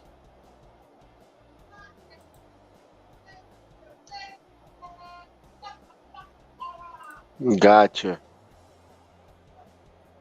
Good fighter. I hope you don't hit. Go ahead. Gotcha. No, I thought you could hear the extracurricular. I'm outside in the patio on the porch, so if you hear some extracurricular activity, it's because our neighbors are having a festive. It's festive. It's a couple of days away from the Festivus, and I guess the grievances of air is happening next door. Not surprised. Cody Oh Diaz. yeah. Cody Diaz. I'm not surprised, motherfuckers. On the words of John McClane, hippie-ki-yay. Oh man.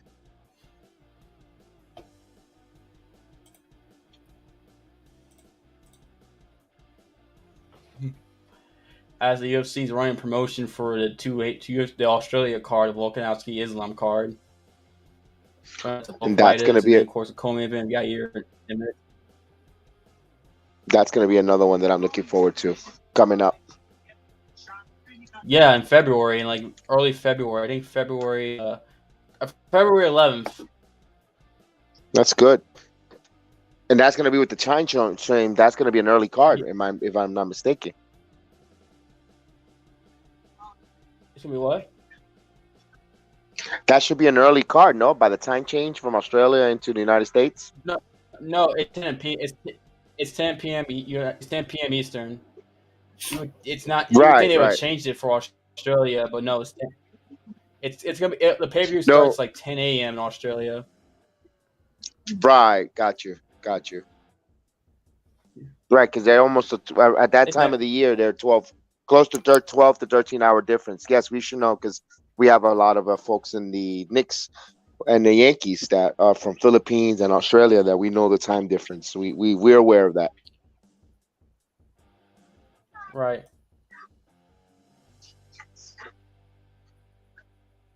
So they're still breaking it down. Commercial break. I know we have the tail of the tape there. Do we have that there on the banner on there, Chef Austin or Chef Danny Dor on the? I got it. Or Austin, Yeah, you have it. Up. No, that one. There you go. The tail of a tape. Talk to us about the age difference between these two fighters. Let me see. It doesn't say the age difference. Surprising here. We know the record's 18-3, 24-1. Yeah, okay. 1.5 for Damir, but both the record's 18-3 for Arman, 24-1 for Damir. Like I mentioned, Damir's come off victory's last fight. Tsarukyan's come off a loss, a controversial loss. They really should got the victory. Both guys may weight, seems like, and Arman's short. He's 3 inches shorter. He's 5'7", and Damir is 5'10". But so Damir has a reach advantage. Barely, it's 1.5. So yeah, he does. Okay. Damir is the underdog though at 160 odds versus 190 for Arman Tsarukyan. Let me ask you this: are you aware of which gyms Tsarukyan fights out of, or either or no, or just a little bit? All right, that's really. Okay. It's in Europe. It's like somewhere in that region. Like it's hard to know the gyms in like the Caucasus Mountains region. So neither fighters are American-based gym train in the United States then. No, if anything, some of them might be a Tiger Muay Thai potentially in Thailand, if any, potentially, or somewhere else.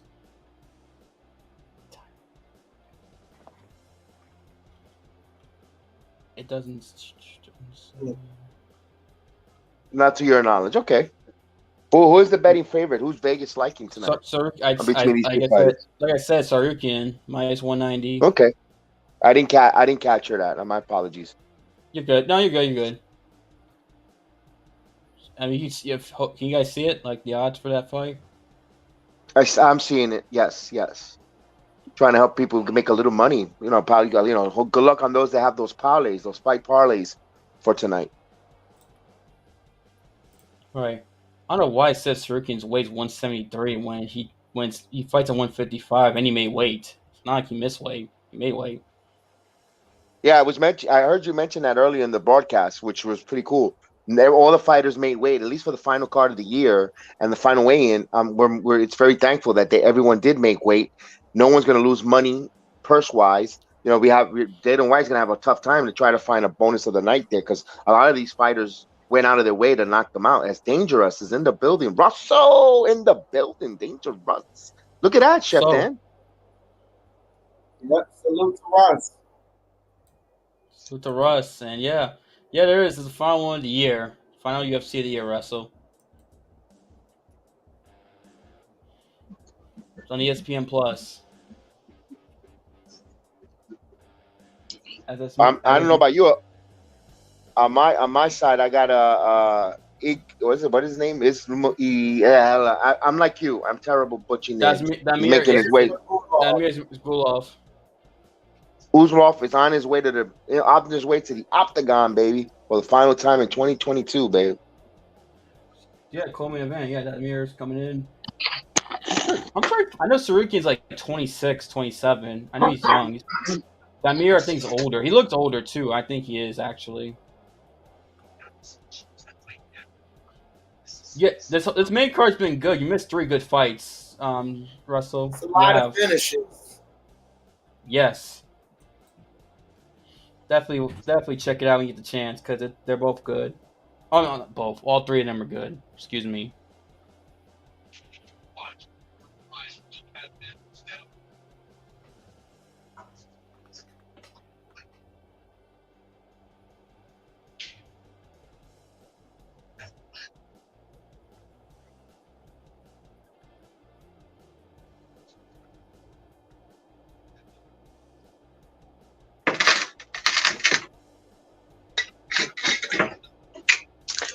Russ, I hope you make you some money on that parlay tonight.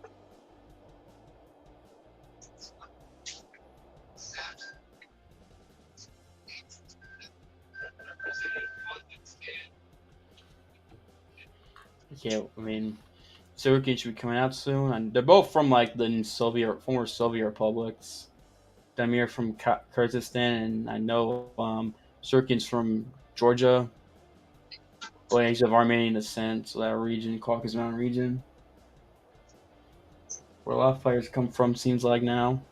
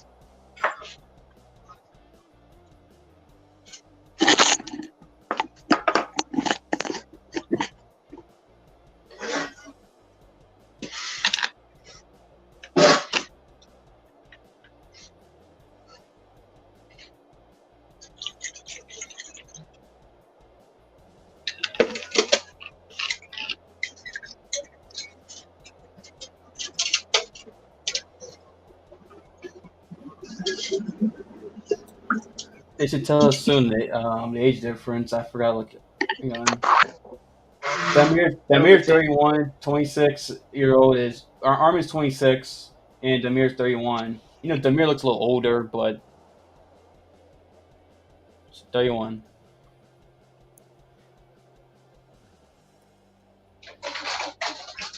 Staff fighters 5 years or younger win 63% of the fights against the fighters 5 years older than them or more in the last 10 years. It's important to point that out.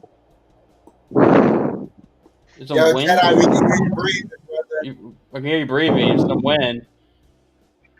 It's the win. Sorry, guys. No, you're good. Yeah, I think Arman Tsarukyan is going to win because I think his striking is just a bit cleaner than theirs. I agree, and also I don't think he has to worry about as many takedowns from Damir as he was from Gamera too. Tsarukyan's show he's a good grappler, a good wrestler, a good grappler. I mean, those transitions from him and Gamera were high level, like the next level of wrestling. I mean, that was impressive. Him and Gamera, what they were doing in that fight.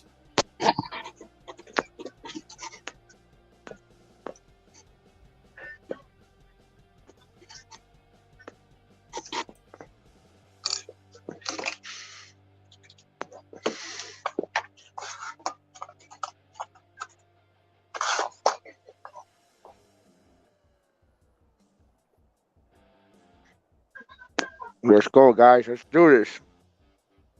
Okay. 4 minutes and 52 seconds in the first round. They canceled each other's leg kick there.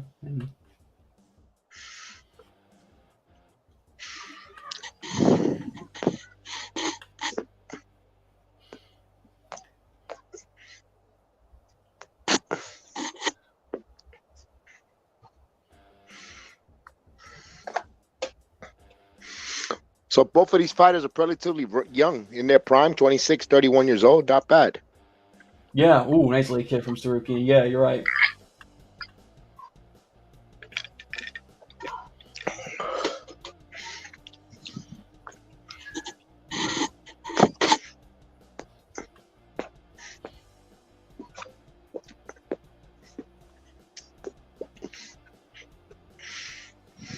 Hey, Chef Dan. Yeah.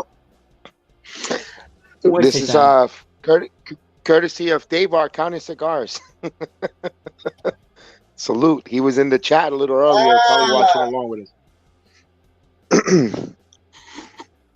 I finally felt better cough-wise. I said, you know what? Let's do this.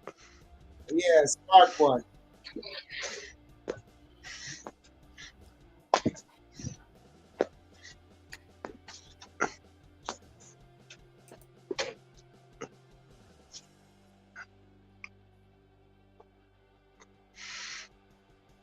Ooh, he's trying to get that takedown. He got one earlier. He's trying to get back. Came down again. Does he get it? No, good defense though. Good prevention of it. Now he finally got it. He got it there. But even though he got it, he got it, but he got right back up. Not. That's also. How does the judges view that? Is that like a dominant, or does he get credit for a good takedown, or what's your analogous or your opinion towards that? I mean, all right, for a takedown like that, the fact that he got back up, you're not scoring too much points. But I mean, if the fight, changes in a certain way, then you start to score more for those takedowns.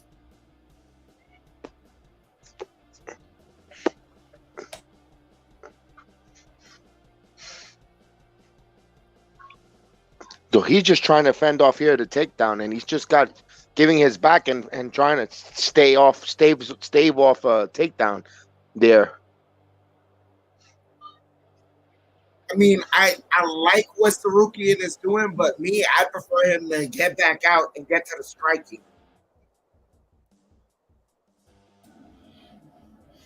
Yeah, because he did all right. He was landing some good leg kicks on Damir before he initiated the grappling here. As it looked like he almost Damir gets on top. Now he gets his takedown of his own after trying to defend a couple. Or was that just fatigue? That was a bad position. Like he was able to eat. Bad position and bad footwork. Okay, I give you that. I mean, this is why we're doing a watch along to help us novice MMA viewers to get into the sport of MMA. That's why we're doing the purpose of the watch along, to help people like myself, not into watch MMA, but not occasional, not a casual, or casual, not a diehard. So this is why I ask these. I love these breakdown from you guys. I like that Tsarukyan's trying to involve some of these leg sweeps, but Damir's too good. He's got to do something else in the clinch.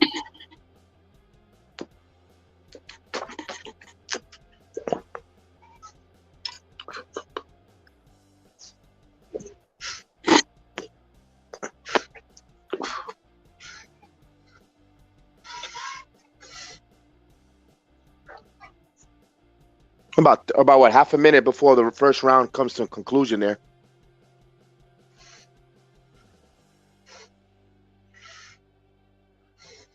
Nice left from Tsarukyan there. Stop Damir's rushing offense.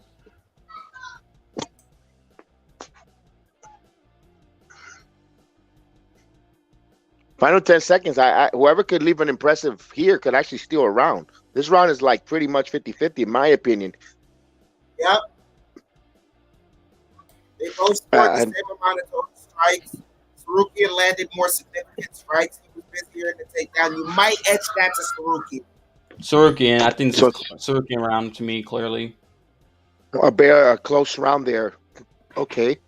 Close, this is like Tsarukyan didn't do much in the grappling.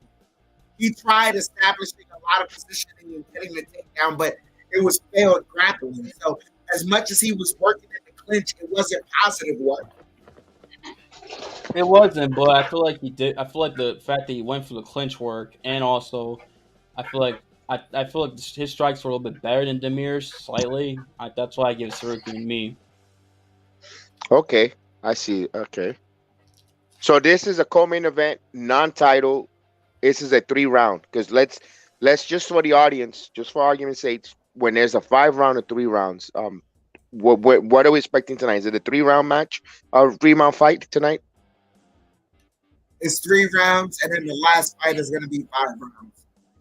All right, thank you. Just wanted to clarify that.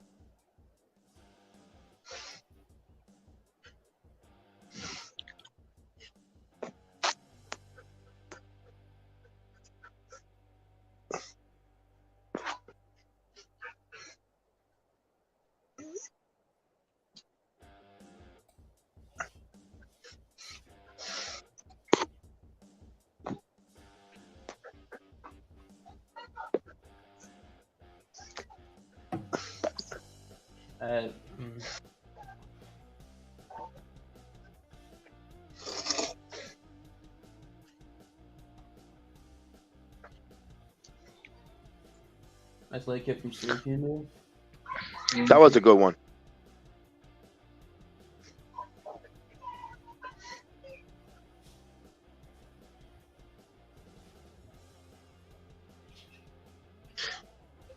It looks like for the first minute they want to just stand up at some distance. As soon as I said that, as soon as I said it changes. Tsarukyan did time that perfectly at takedown, but yeah. But Amir got up though.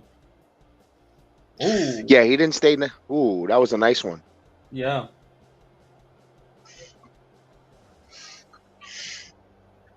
Now Tsarukyan swept the leg and brought his opponent down. Is that considered a full takedown or? Yes. Okay.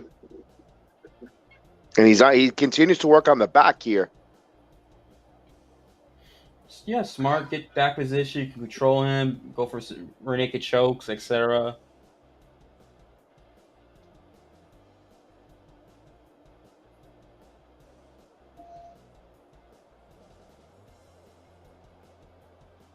Oh, where's another one? Nice one. Nice takedown there. He's doing better these takedowns this round than for round 1, in my opinion. Yep. Let me ask both of you guys. Could it be because of fatigue? Yep. I think so. He's starting to work him. Yep. Oh, look at this! Look at this! Oh, whoa!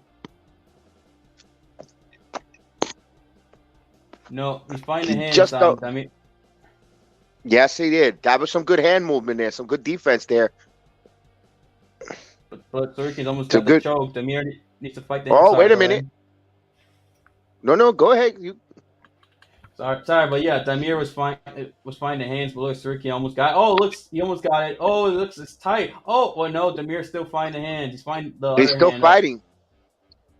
He breaks the hold. Good job from Ismagulov for breaking that choke attempt from Arman. That's either someone putting the work on training camp. That's where the training camp comes in. When you see him countering those, and whoa, man, he actually got back to his feet from being down in that predicament there of almost being choked out. Good job there.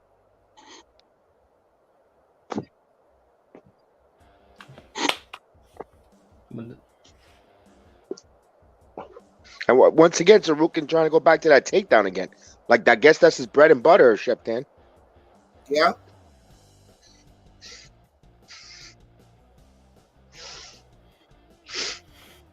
He gets it here. I mean, I think I think he knows he has a clear advantage in that department, so he's just going to use it. Austin, now a minute left in his fight. Do you continue the keeping the back position? Nothing fancy. Try not to take any chances. I mean, yeah, why not? I mean, I would also try to maybe throw some shot punches as well as Damir breaks off the clinch, and now they're standing. Center octagon.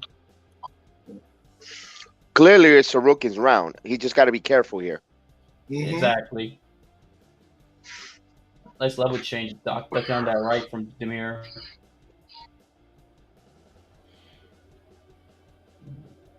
Good knee to Half a minute left in the round there.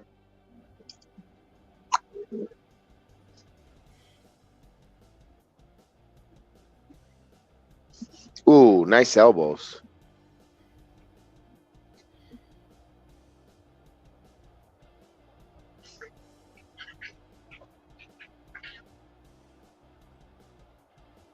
Yeah, the final 15 seconds of round number 2, barring any crazy stuff, it looks like it's going to be Tsarukyan winning this round, in my opinion.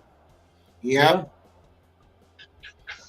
But now you're wondering, what you're wondering with Tsarukyan is that gas tank, because he looked a lot gassed at the ending of the second round. How's he going to come out in the third round? And Ismagulov himself, what's his gas tank looking like? Good point, because he's been fishing from the very first round, all these takedowns, trying to get him down, because I wonder what wastes more energy, defending the takedown or trying to lift your opponent and taking him down. So, like you said, Chef Dan, good point. I want to know what's left on his gas stack on both fighters. As a matter of fact, and it'll be interesting who has the better conditioning, the one that was fending off the takedowns or the one that was going for the takedown. So it's interesting to see on this third round here. It's a close fight here.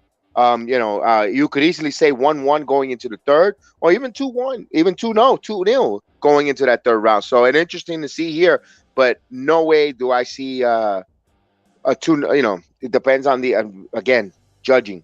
It all depends on the judging, how much they value that takedown as we're about to start round 3.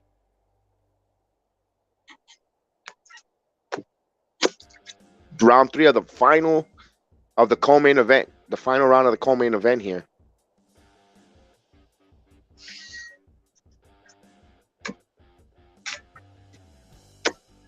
And of course, I want to thank Dave R. County Cigars again. Thank you, Dave R.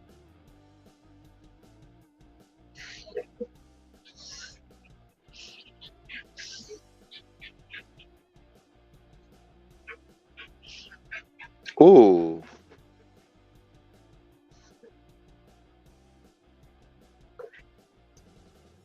Ismagulov looks like a little more desperate. I guess his corner must have told him you're trailing. Ooh, what happened? Got a timeout. Got a time. Ah. But I just saw, a low blow. Low blow. Ah.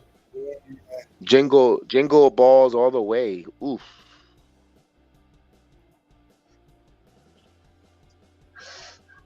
So the fighter has 5 minutes to recover from a low blow. And he looks like he's ready to go there. All right.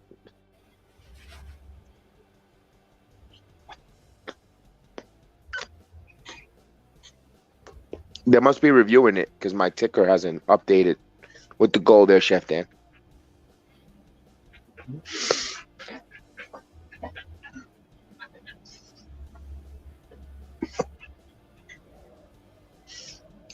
We go Tsarukyan going back to the takedown again. Oh, gets it. Oh, nice. That was a nice sweep. Sweep the leg, Johnny. Nice sweep. Nice level change prior to that, and he got it. I mean, nice going for a rear naked choke, but Damir Ismagulov's fighting it. Oh, wait. No. Yeah. Somewhere, somebody's corner right here. Put him in a body bag.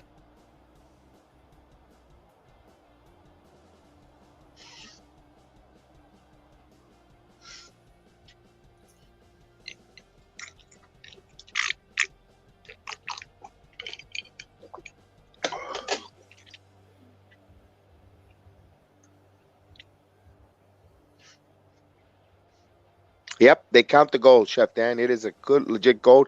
Rangers with a 4-2 lead now on the Flyers.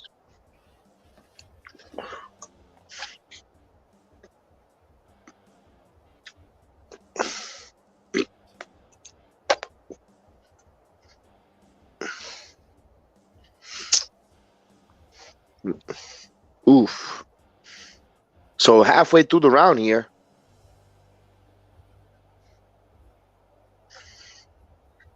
Smart fight here by Tsarukyan, not going to the stand-up position, getting back to the grappling to the against the cage, knowing that he kind of might be leading the fight here, but still working.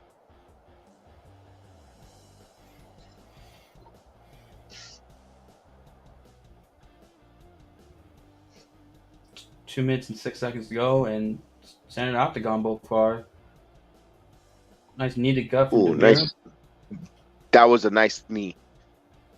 Damir just misses. Tsarukyan gets out the way. And, nice combination. Some body shots landed for Tsarukyan. At least one body shot did land. Oh, nice kick.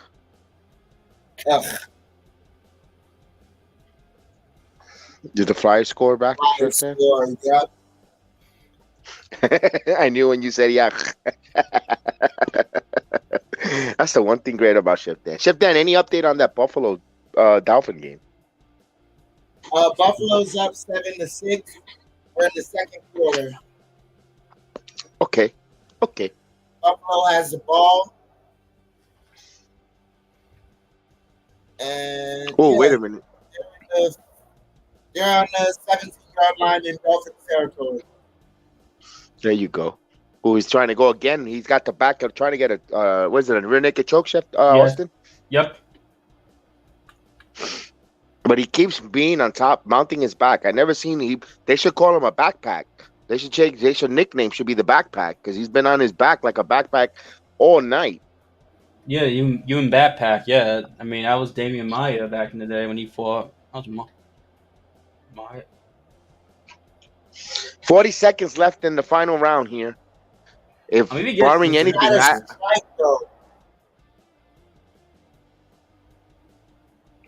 mean, we've had some great finishes. Oh, look at this.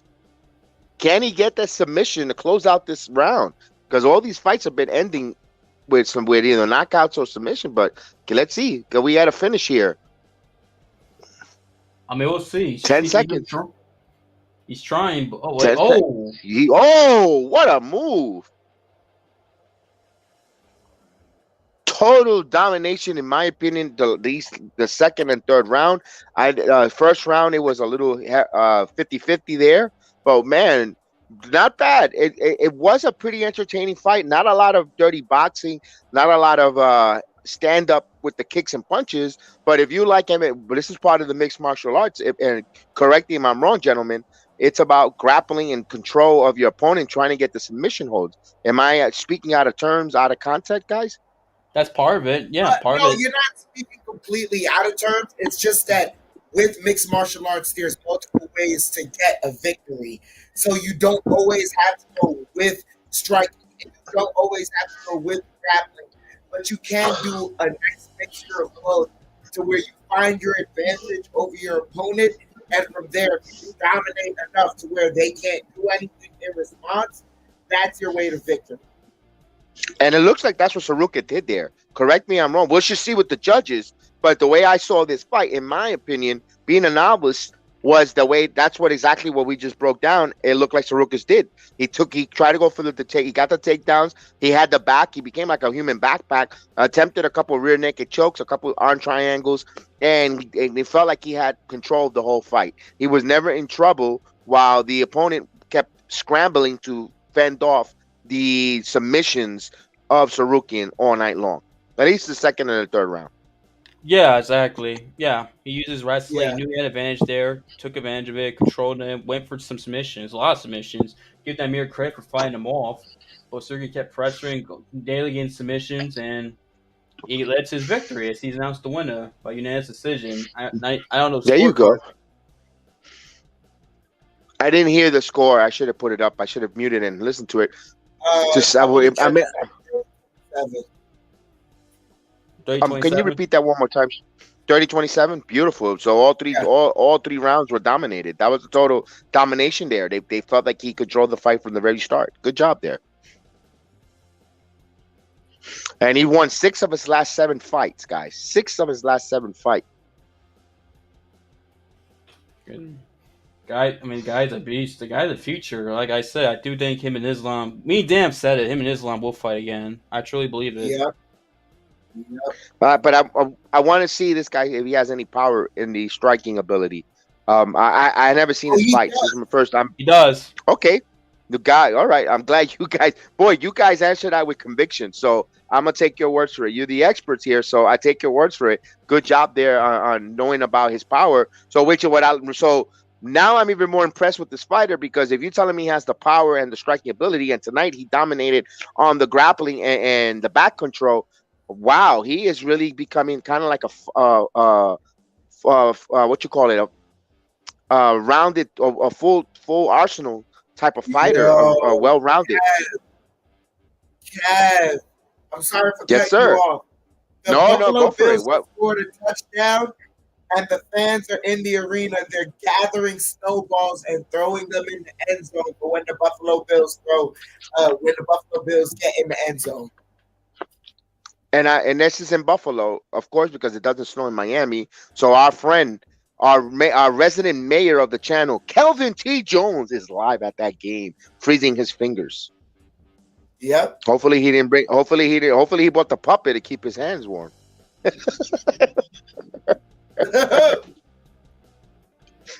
Puppet, my goodness.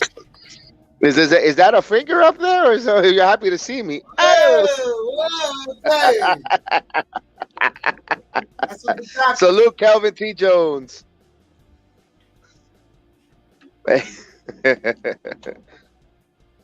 Oh my God, this is hilarious.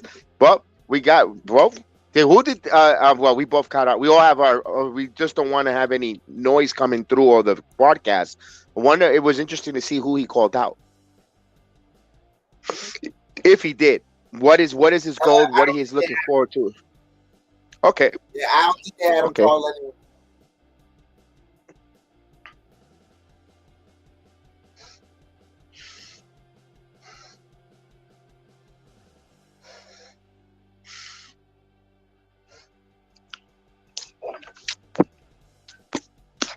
Let me ask you guys this. I'm watching a video here, a competition. Really? Slaps? Are we that desperate now that we want to now see a competition of people getting slapped in the face with powder?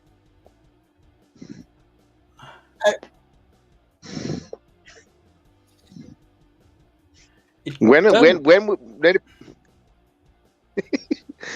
is it when we're going to start doing a slapping watch along? Look, I'm not participating in that. I'm not. Hot in Russia. So if Russians want to see Americans slap Americans, then they'll watch it. I guess. Man. What if they had a celebrity slap off? That's a nice one. I want to see Will Smith go back up there. Oh my God! I knew you were gonna Will say Smith it. and Chris Rock. I knew you were gonna say it. Salute.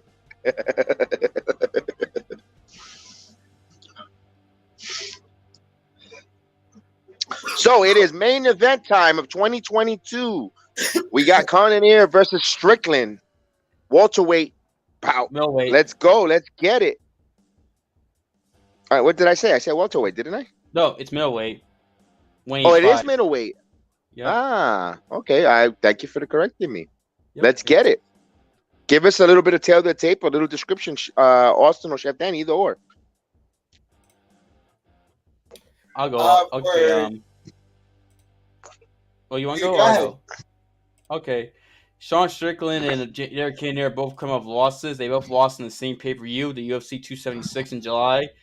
All right. Cannonier lost the title fight to Israel Adesanya, and then Sean Strickland lost to Alex Pereira, who ended up beating Israel for the title back in Madison Square Garden in November. So both are coming off losses to the guys who fought for the title recently. So both are trying to bounce back. Strickland got finished. Cannonier did not, and both got Cannonier and. Cannonier is a lot older. He's like 37, 38. Strickland won. Now, Cannonier's got a lot of power. 5 of his last 6 victories have all been by knockout or TKO. Cannonier's have. Strickland not exactly the most puncher in the world. It's mostly going to be standing. I mean, they might mix it, but most guys usually win with striking compared to wrestling with both of them. So it's going to be probably a lot of striking in this fight. Strickland is taller by 2 inches. Cannonier did fight a heavyweight and light heavyweight, and won fights there before going down to 185. Is where he's had this run to where he's been a good middleweight. Probably shouldn't. It's worked out for him. Strickland used to fight at 170 at welterweight, but then he went up and had success since at 170. He lost one fight, I believe, at 185. Excuse me, he's only lost one fight. He's had success at 185, and the only fight I think he lost to was the Pereira fight, if I'm not mistaken. Okay. Let me ask Chef Dan. Chef Dan, these style of fight here, who do you like tonight and why is your favorite? If I'm giving you my money as a Chef Dan, I need to invest money here on a fight. I want who give me the keys to the fight and who do you like and where would you put your money, my money, if I'm giving it to you for free with no strings attached? I would have to tell you to put your money on Cannonier because I know both of these guys strike, but Sean Strickland's defense for striking is not the best. So he's gonna if you end up getting caught by certain people, like they're just gonna put you out. And Cannonier is one of those people. He has the power to just put you out. Got you. Okay, I'm interested on that. There, I'll wait for Austin to return. I have a question for Austin in a minute when he returns there. For this bout here, winner of this fight, if they win convincingly, do they get an opportunity to jump back into the title contention, or do you think they need like another 2 more matches to prove? You know what? Maybe we could run it back as a title contender for an opportunity for number 1 contendership to fight for a world title. I personally don't think that neither one gets to get that number 1 go right back into a title. I think they need one more fight, and not just me. But what's your opinion, Chef Dan, on that? No, I'm in total agreement with you right there. Both of these guys, this fight is going to be very impressive. It's going to be a staple. But then the next fight is going to be the solidifier to say, okay, this guy is the number 1 contender, whoever comes out of this. So this is very, very, very, very important in regards to the picture of middleweight contendership and middleweight gold. Okay, as Cannonier will be the first one coming to the octagon. He is making the walk down. Of course, they show him in the back of the locker room coming in, making the walk in the Apex Center for the final bout of 2022. Austin, I wanted to ask you, if you remember off the top of your head, which one of these gyms? What gyms do these fighters fight out of? If you're aware, if you know, please tell us. And of course, I know that Cannonier is from Anaheim, California. What do you know the gyms? Cannonier, I think, lives in Arizona. I forget which gym in Arizona. Strickland trains at Extreme Couture in Vegas. Strickland, I know for sure. Cannonier So lives in another Arizona. I don't know him. Yeah. Okay, so another Vegas fighter tonight on the card, fighting locally there. Like you said, what advantage is there? We shall see there. I know you mentioned that earlier in the fight. Did the Vegas fighter was Bruce Leroy won, and he was out No, of Vegas. no, he was not. I think Erosa was. He lost, and then there was a Vegas fighter afterwards that won his fight. If my memory serves me correct. Okay, that's why I asked because I wasn't too sure. That's why I come and ask you so you could correct this and let the audience know as well. With that because there's something there. There might be something there in the near future if the fighter is fighting in his home state, in his home with his home gym. There might be a slight advantage of I understand this is MMA. Everything deals about conditioning and fighting, but a kind of a home field advantage with the altitude, the conditioning, the weather, and all that good stuff. Knowing your region, so I just wanted to ask that, throw that out there, just for us to keep track of it, and we do watch-alongs and fighters fight in their home state. Sometimes it can be a blessing. Sometimes it can be an advantage. Sometimes it can also be a curse because for more pressure, everyone's asking for tickets, and etc. Can't stay focused. The distractions. It's a mixed bag. Sometimes, but finding Apex is a little bit different because not many people can attend the event, and also it's a little more closed off. So I do wonder if how much does that affect? How does that benefit Vegas fighters finding Apex compared to like a regular arena? It's an intimate atmosphere. It's usually family and friends, or trainers, or current fighters, or it's not the massive general public like it is on a T-Mobile arena. So here's Jared Cannonier coming to the Octagon from Dallas, Texas, making his walk here. I believe me and you, Chef Dan, we did a watch-along where he had a devastating knockout in 2022, if I'm not mistaken. Yeah. Yeah.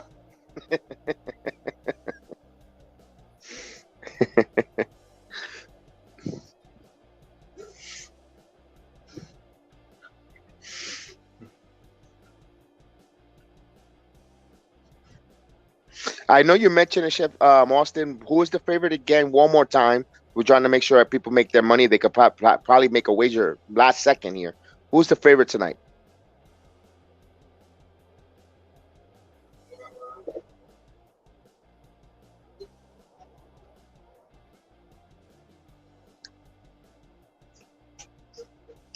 My bad, my mic muted. Cannonier, slight favorite. All right, there you go. Good luck. And those that have a parlay here, a fight parlay or a parlay with the football as well with the MMA fighting, good luck. Make a little extra money this holiday weekend, a week before Christmas. Good luck if you remember, bet with your head, not over your head, and good luck on those parlays. This guy has 7 first-round finishes, Cannonier. Woo! Woo! Talk about power. This guy got power. He's looking for number 8. There you go. And of course, he is a plus 250 to win by a KO, a minus 400 Strickland to win by a KO, and the fight will not go the distance. They put up the graphics. I didn't get it to read it quick enough. So Joe Martinez will announce the final fight of 2022. Both Cannonier's 38 years old, 31-year-old for Strickland, 5'11" and 6'1" for Strickland, and not a much 7.5 reach advantage for Cannonier and 76 inches for Strickland. So about an 1.5 inch reach advantage Cannonier has. So not bad there. That's the tail of the tape. Both weighed in at 185.5, 1 and 186, so half a pound difference.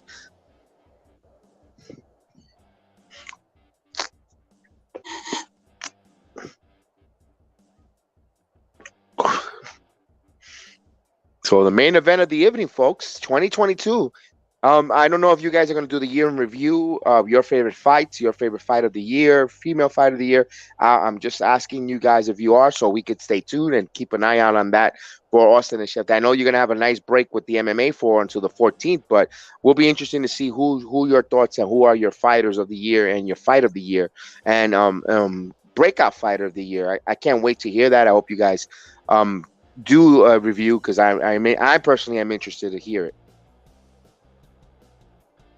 Yeah, we work. Yeah, we'll work something out. Yeah, agree.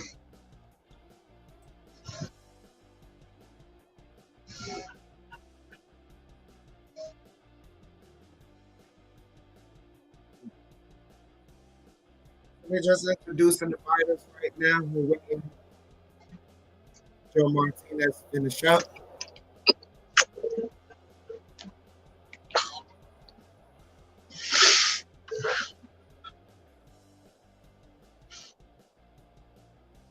Personally, I don't know. I'm gonna. Yes, go ahead, shut that. No, they paused the Buffalo game earlier because the fans were throwing snowballs at Miami Dolphins players. Come on, Buffalo, They said stay classy. if a player complained about a snowball hitting them, there was going to be a 15-yard penalty against Buffalo. Ooh, come on, Kelvin. Don't throw snowballs, Kelvin. Well, at least they throw snowballs, not marital aids. Not dildos like they did with the Patriots. Or batteries like they did in Philadelphia or Cleveland. Yep. So we're gonna get started first round one as Brooklyn Wren puts the scorecard out there for round one. Here we go. Final fight of 2022. Good luck, gentlemen. Mm-hmm.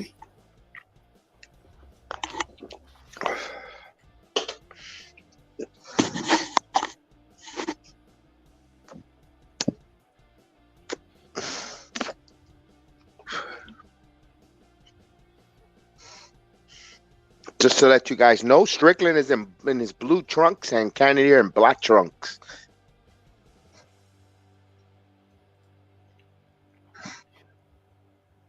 Wonder how effective John Strickland's jab's going to be against Cannonier because he does like to throw jabs a lot. But that also will keep him off from takedowns or attempt of a takedown. If he wants to fight in the stand up in a striking position, he's going to have to use that jab effectively. And also, if he wants to fight him at a distance. Nice leg kick there by Cannonier. Both of these guys are not going to mix in the leg kicks too much. I mean, but then again, Strickland's known to throw a mean leg kick out there. He did get a knockout on a vicious leg kick during the 2022 years. If my memory doesn't fail me, or am I confusing with another fighter? I think you're confusing with another fighter because I don't think Strickland got one with a leg kick. Okay, so there must be a Joaquin Buckley then. I apologize. Remember, I'm a novice in the MMA fight game. Despite being here for a year on the channel, but I don't follow it religiously like the WWE. That's why you guys are the MMA guys.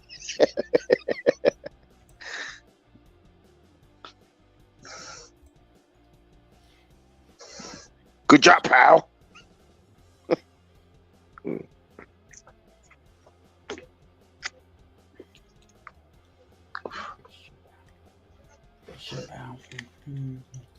Both guys are being cautious here. Nobody wants to kind of take a chance. They're feeling each other here. Especially Strickland, who knows that Cannonier has power. Yep. Cannonier's pressing forward, but he hasn't landed and not going too crazy, obviously.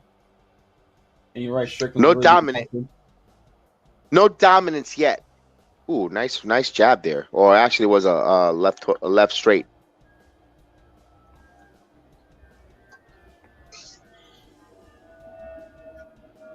As we hear, I don't know if you guys hear the plane.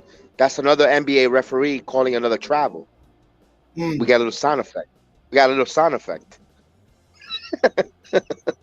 That's why they're getting ready for tomorrow's Knicks and Pacers game, Chef Dan. Ooh, caught the kick, took him down, but gets up. And he got back up. He got back up pretty quick, Austin. He did, yeah. He was Yeah, able because to. I don't understand Strickland's game plan with this. I guess he wants to close the distance and get shots in. Yeah, I guess get shots in distance. That way, it kind of neutralizes some of Jarrett's power, where Jarrett's a hard time landing like a punch. Yes. I guess. I gotta say one. What? Go ahead, Chip. Go ahead, Austin. No, go ahead. No. You Finish go your ahead. You thought. go ahead. No. You go ahead. No, all I want to say was the chat is awfully quiet. What's going on with the chat? Let's go, chat. Yes, sir. Jacob Truba, another goal. There we go. 5-3 there with about 5 minutes, 3 minutes, under 3 minutes left for the Rangers. So that got to be the seal of the deal. Now the goalie get pulled there, and they're gonna have it on. They're gonna have a 6-on-5 here with a man advantage, but up the netter for the Rangers. They could try to seal this here. They're up 5-3 now.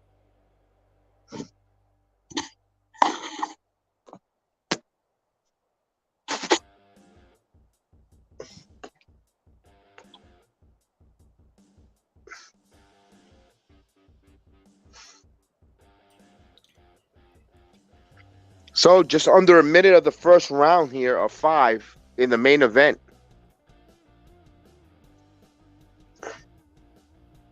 Tough round to score there, guys. It's a tough round.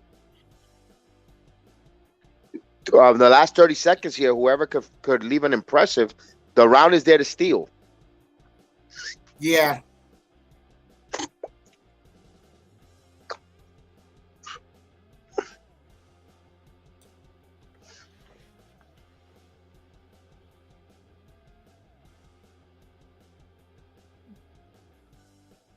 Yeah, that's And the final that's a tough round to score, Chef Dan. Tough round. I'm gonna put you on the hot seat, Chef Dan. Who do you like in that round there? Man. That's a tough one. I told you right away when I told you asking the question, that was gonna be a tough one. If there's anyone I have to give the round to, it'd be Cannonier. I mean, both of the guys Okay. are very good in the striking. I know Strickland got some control in the clinch, was able to land some strikes. But Cannonier, overall, he landed roughly around the same amount of strikes as him. And they threw and he had more forward pressure. Okay. Austin, I'm gonna ask you that. What if you're judging tonight's bout, in your eyes, this first round is a tough one, but how did you see it in your eyes, in your perspective? I have to go with sorry, I have to go with.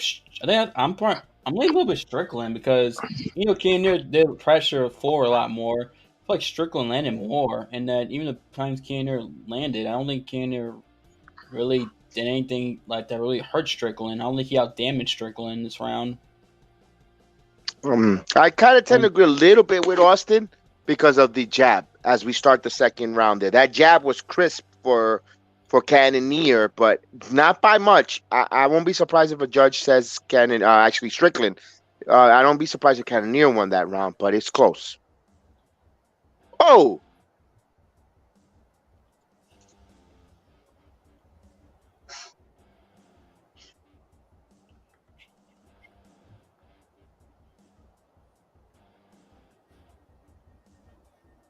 One thing you gotta appreciate for this fight, guys, they're both in a striking position.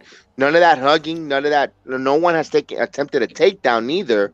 But everything is in the striking position.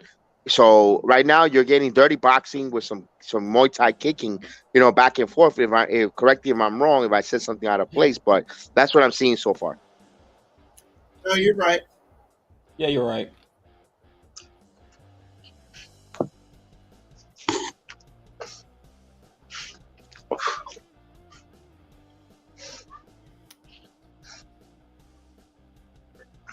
Light work for Herb Dean. Controversial Herb Dean.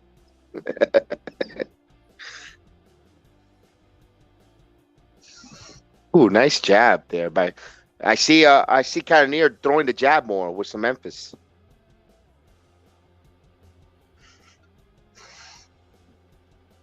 Well, according to the 17-5, Cannonier with the strikes.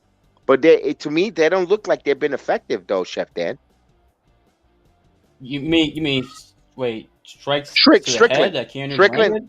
to the head. Cannonier has 17-5, but it doesn't feel like it's such a disparity, because I don't know. It doesn't seem like it's just throwing them out there. Is it just style points? I mean, he's landing somewhat, but you could see based on the pressure who has more power. And there's not that much damage because Cannonier is still going forward like a bull. I must say once again, thank you, Davar. This cigar was very, very, very, very smoothing along with the Cuba Libre. It was very good. Thank you, Davar, Counting Cigars, for sending the JEDI some good cigars for the Yankee. It was in the humidor for a couple of weeks. Excellent.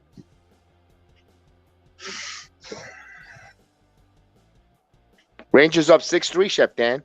It's a wrap. Empty net gold. Yep. So the Rangers are on fire, beating their rivals, the Philadelphia Flyers there. So they're climbing up. Rangers playing the team that we thought they were. That's why it's a long season. 6-game winning streak. It's a long season. That's why we couldn't panic when they were going through a little bit of hiccup. But this team is they're talented. There's a reason why they were a couple games, 2 games out of the Stanley Cup playoffs last year, and of course they're showing it so far here, playing well here in the month of December.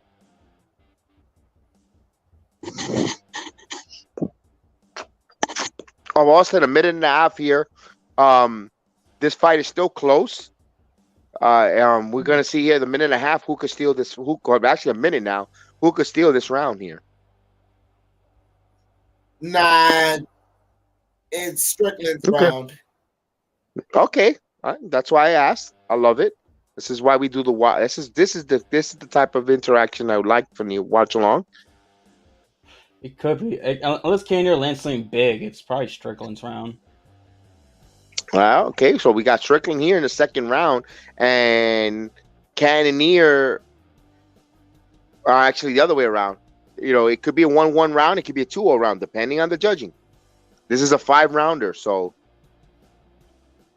also could be that's why either fighter hasn't really gotten or taken any chances, knowing how much if it's a 5-round fight, waiting for the later rounds, for the championship rounds. True. They don't want to blow their load there early. They want to keep the stamina to close out the show. And actually, remember, your last impressions to the judges, probably they're thinking that way as well. They want to, keep that lasting impression on the judges. But you can't be too lackadaisical because you could lose a fight in the beginning, first 2 rounds. So as the round comes to a conclusion,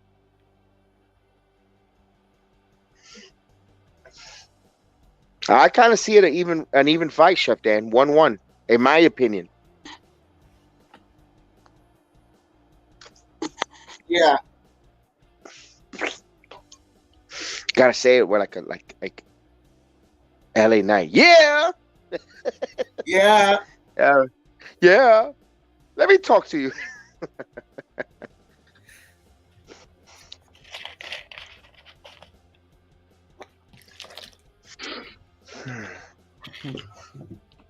Look at that straight jab. Actually, was a nice jab there. That was showing in the highlights there from Strickland. Actually, from Cannonier, nailing Strickland right on the chin. Not enough. Lucky he didn't get the full blunt of that. He could have probably got knocked down. I agree. He could have, yeah, but he's lucky he didn't, and that saved him from getting that round taken from him. So yeah, completely. I thought Strickland won that second round. I think it's 2-0, but we'll see. How's all right? The third round, and also what happens. Here we go. Third round, a pivotal third round. If someone is trailing 2-0, that'll be interesting. Next round, Chef, either Chef Dan or Austin, either or you mute, and I would like you to hear what the corners got to say. If they don't go to commercial break, we'll have to see what kind of adjustments the corners will tell their fighters.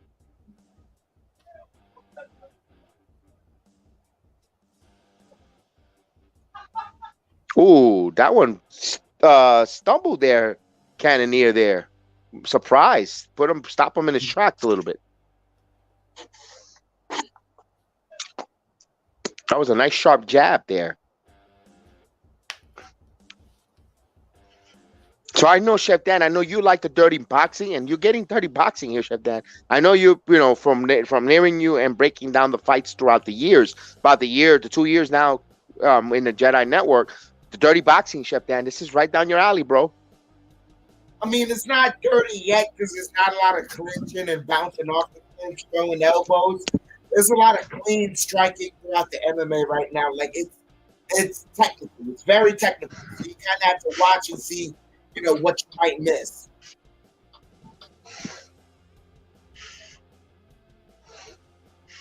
Let me ask you this. Do anyone gamble to throw a front leg kick? Because it's there. I don't think anyone is expecting it. I don't know. It's there, but I don't know if they're gonna do it though. That's the thing. Yeah, because especially it would have to be Cannonier to do it, and Strickland's already caught a lot of his kicks. Good job, guys. As the Rangers win 6-3, so the Rangers continue to win 6-3 here. They beat the Flyers on the road, by the way, in Philadelphia.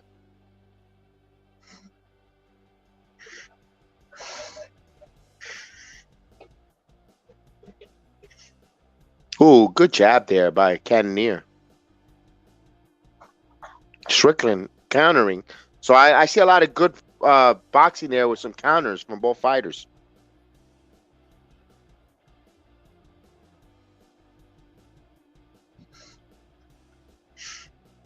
Cannonier looking, putting a little more pressure now. Oh, a leg sweep. Oh, good combo. Good jab. Good over. Actually, it was a right hand by Strickland.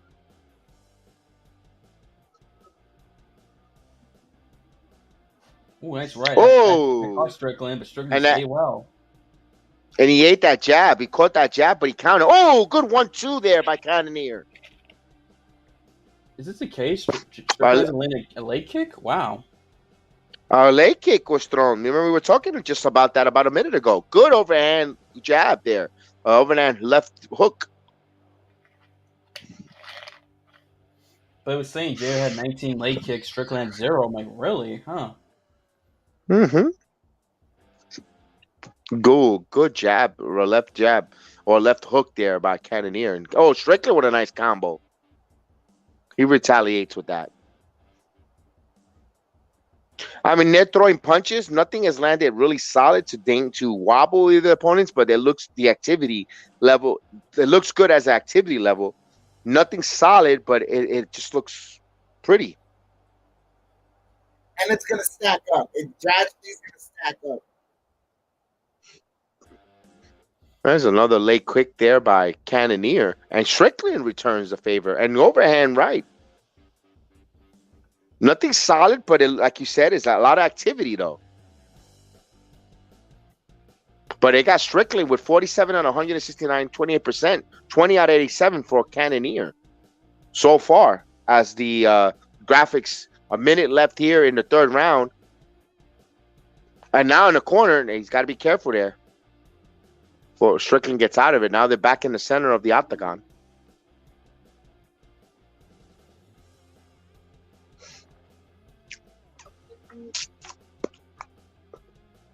And there a lot of activity, but good defense there by Cannonier on that Strickland 1-2. Nothing, not just throwing to the air. Yeah, it's important for Cannonier to be in the center of the octagon.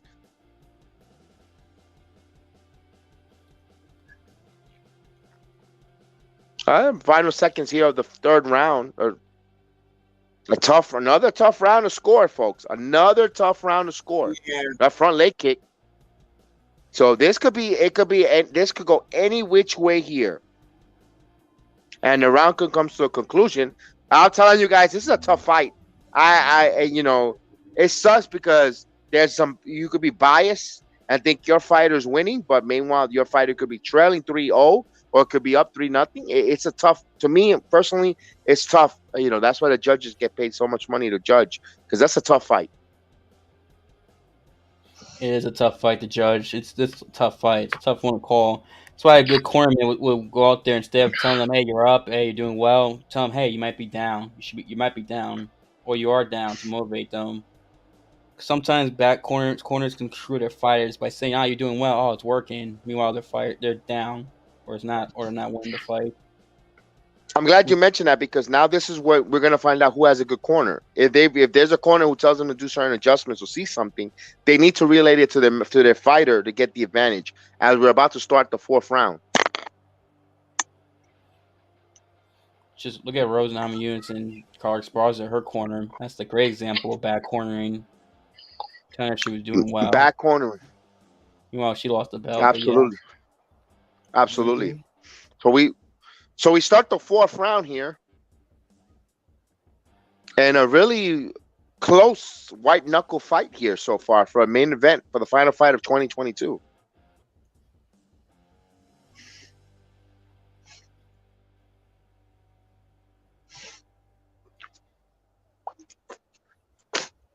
Overall, this whole card tonight, USC 66, Vegas 66, has been a very entertaining, at least main card. Yep.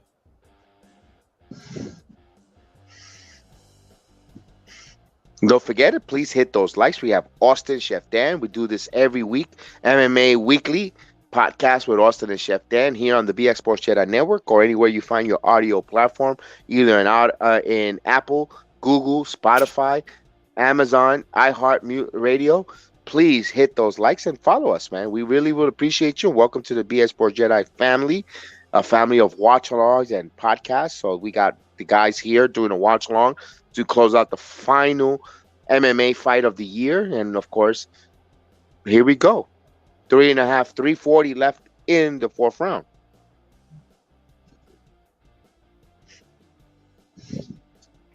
Which I strictly checked that one leg kick because it was powerful. Mm-hmm.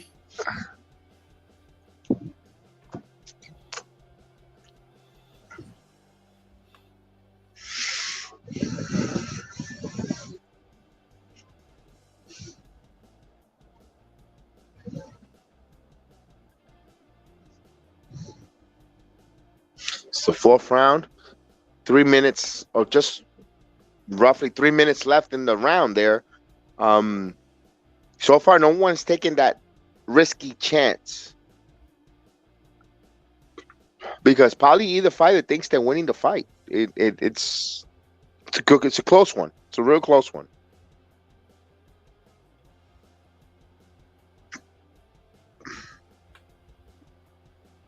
Oh, good overhand there. Good jab there by Cannonier. Good leg kick there. Cannonier throw a leg kick there. Stop there, Strickland for a moment.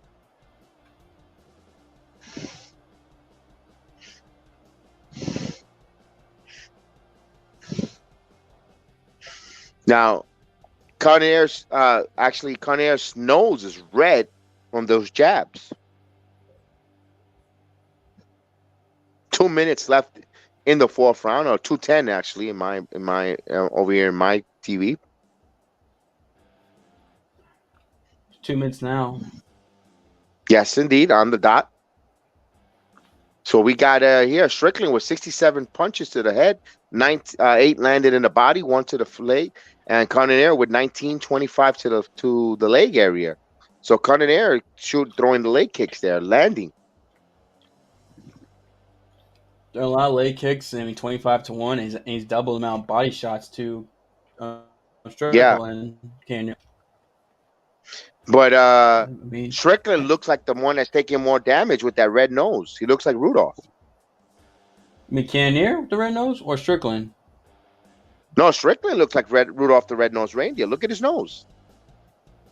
Yeah, it's red, yeah.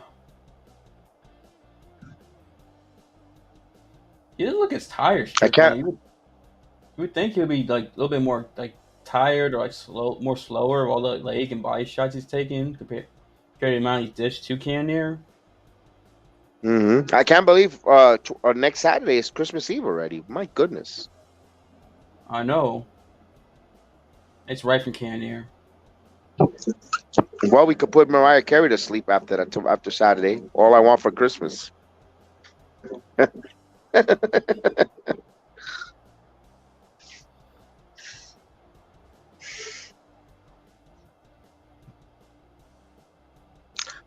So we have 30 seconds left here in the fourth round here of the main event of the fourth round.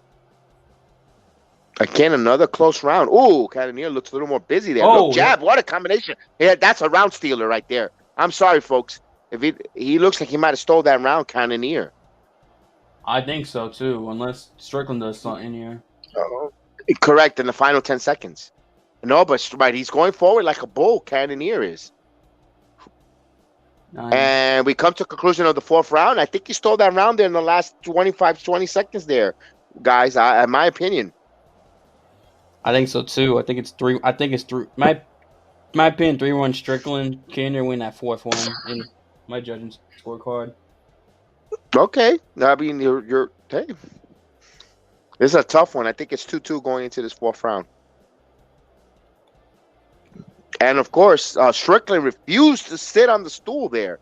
He is up on his feet. I don't think it's a wise decision. I think he should take a couple of 30 seconds off on his feet there. He's ready to go, but I don't agree with that here. We've seen a lot of fighters do that anyway throughout the course of fighting history. As Cannonier gets up like a warrior. Look at him. He gets up. He looked like he's focused. I'm going to make a prediction. I think Cannonier gets a win by stoppage here.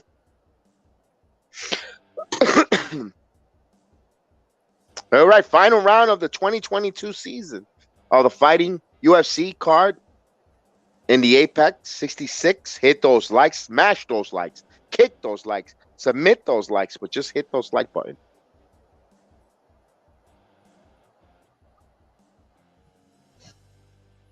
Ooh, good start with a jab there by Cannonier. Cannonier's looking for a knockout, guys.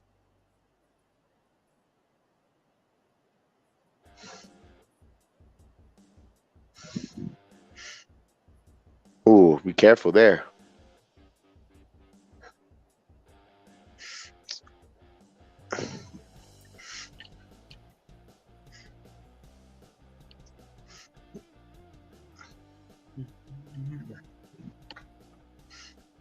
Nice fight. Good kick.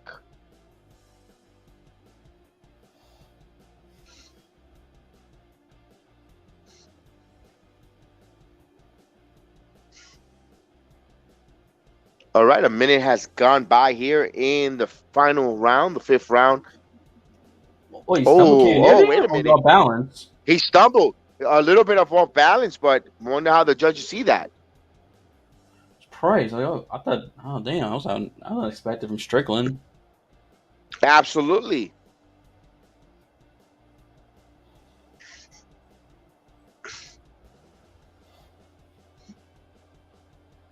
Ooh, nice 1-2. Good combination. That's a nice combination. So a minute and a half has gone by in the fifth and final round.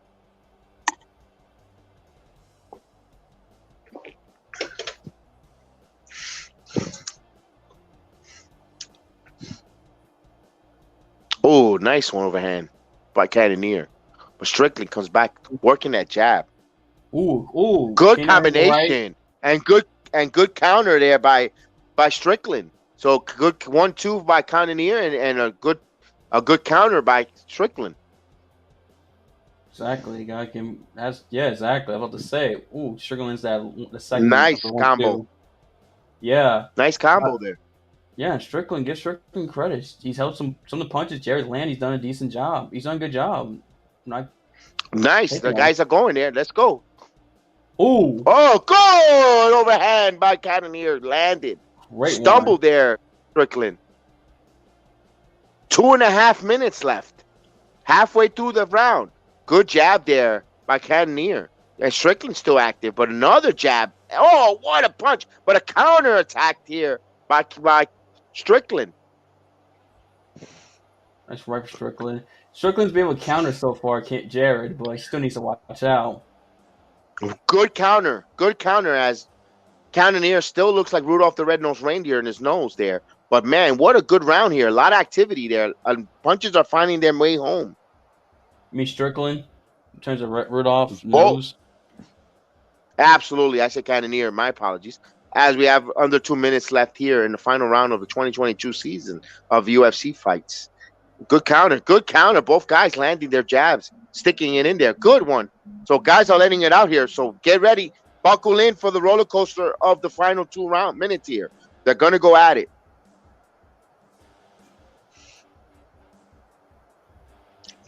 Good jab. That's right from Strickland. Good one. Good 1-2 punch there. Good defense there by Cannonier. And Strickland throwing, but no avail. Ooh. So guys are gonna let it loose. Backhand fist missed. Strickland's doing a better job of getting out the way, but Jared's still dangerous. He needs to watch out. Ooh, violent intentions. That lower hand left he drew. But looks like Cannonier's punches got more effect. At least it shows visually. If you're looking at the visual, Strickland looks like, man, he's been hit. That nose looks pepper red. Man, he's glowing like Rudolph. Final minute here. Yeah.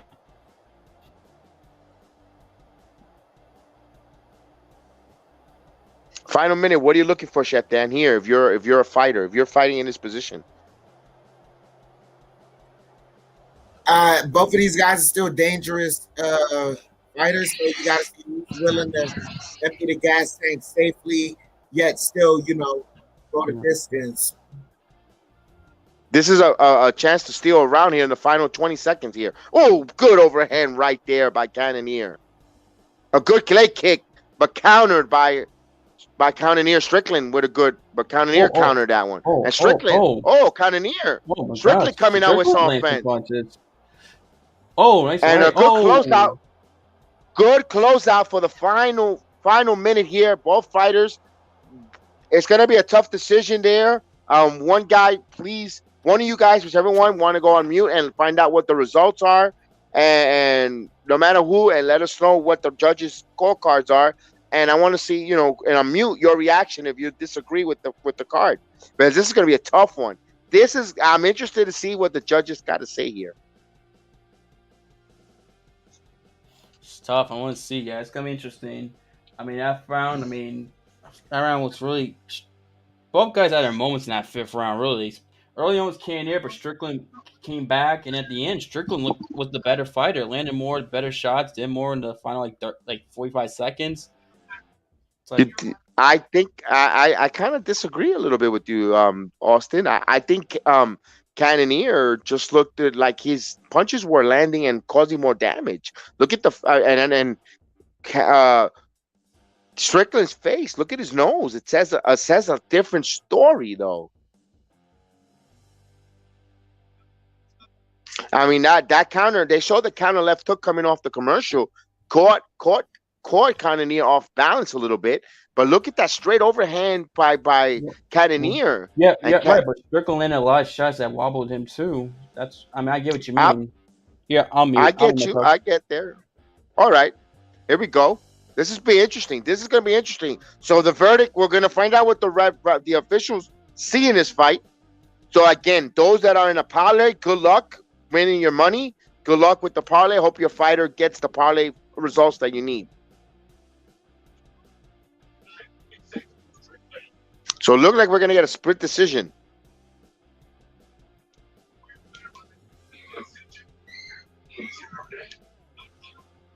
So, ladies and gentlemen, we have a split decision. Cannonier wins. 2 judges to 1. 49-46, if I'm not mistaken. Chef Dan, I'm wrong with the scorecard. Man, so good job there. Man, we Jared Cannonier wins this fight. I don't want to say, and I want to say this, it was not a boring fight because it could have went either way. It was a fight that pivoted any way to any of the fighters. It wasn't a boring fight. It was in a stand-up position, striking position. You know what? For a main event, was there a knockout? No. Was there home run punches thrown?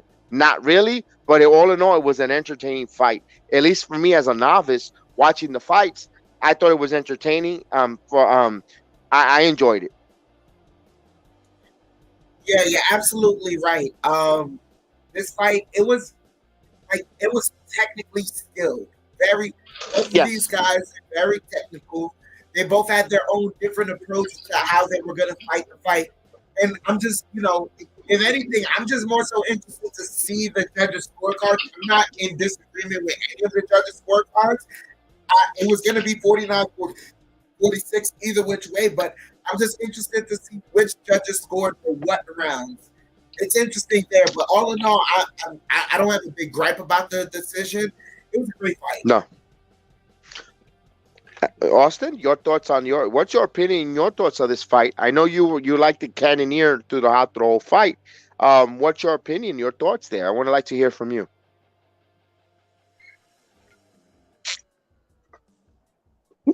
As Austin is muted. Oh, he has the headsets off, to be honest with you.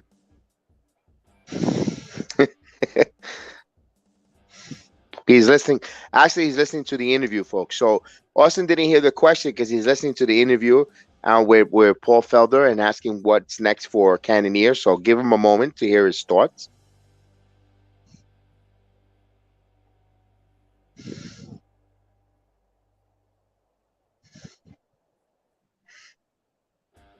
Let me ask you this, Chef Dan. I saw this fight here, split decision. I'm going to be honest, as a novice or not watch UFC, a hardcore, I wouldn't mind seeing a rematch again. I wouldn't mind this being a co-main event or even on a main card. Personally, if they want to bring this and they want to run this fight again. Personally, a 3-round fight, maybe they might take a little more risk, but since it's a 3-round fight, they don't have the 5 rounds to feel each other out, and they've seen each other's and felt each other's power. I wouldn't be opposed if they say they're going to run it back. Just me. They're not going to because they're like the middleweight division is still sorting itself out. This fight right here just kind of helps sort out some of the clutter from the bottom to the top. So now you have Costa versus Whitaker happening, and you know that Alessandro is going to get a rematch versus Pereira. So at that point, Cannonier just solidified his spot as number 3, and whoever he wants next or whoever calls him out next, he has a choice between either the champ or Whitaker, or the winner between Whitaker and Costa. Okay.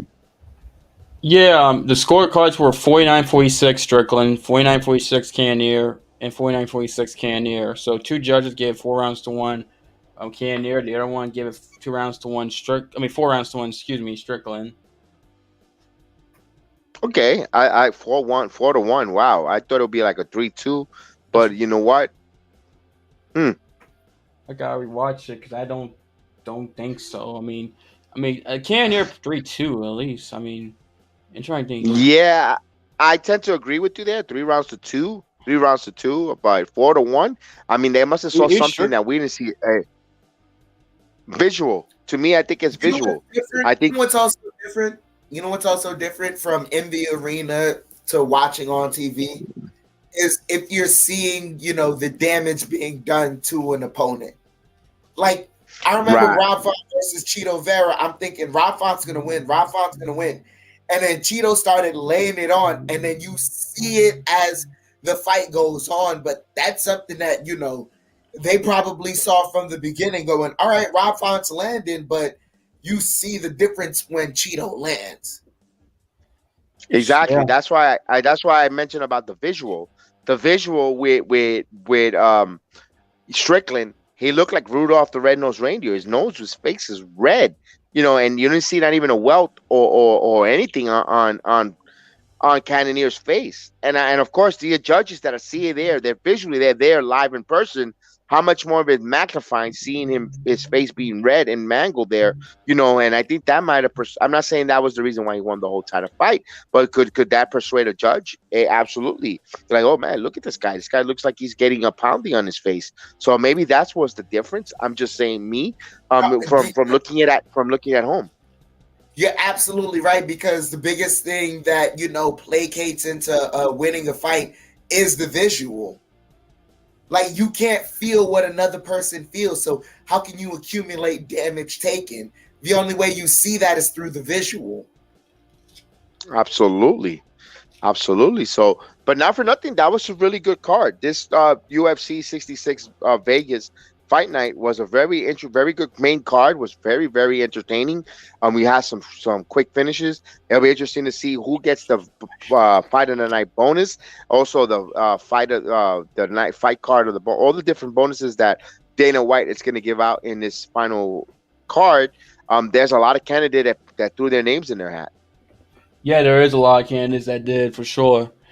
It'll be interesting to see who gets it. Yeah, I mean, this was a good main card. Main card was pretty damn good.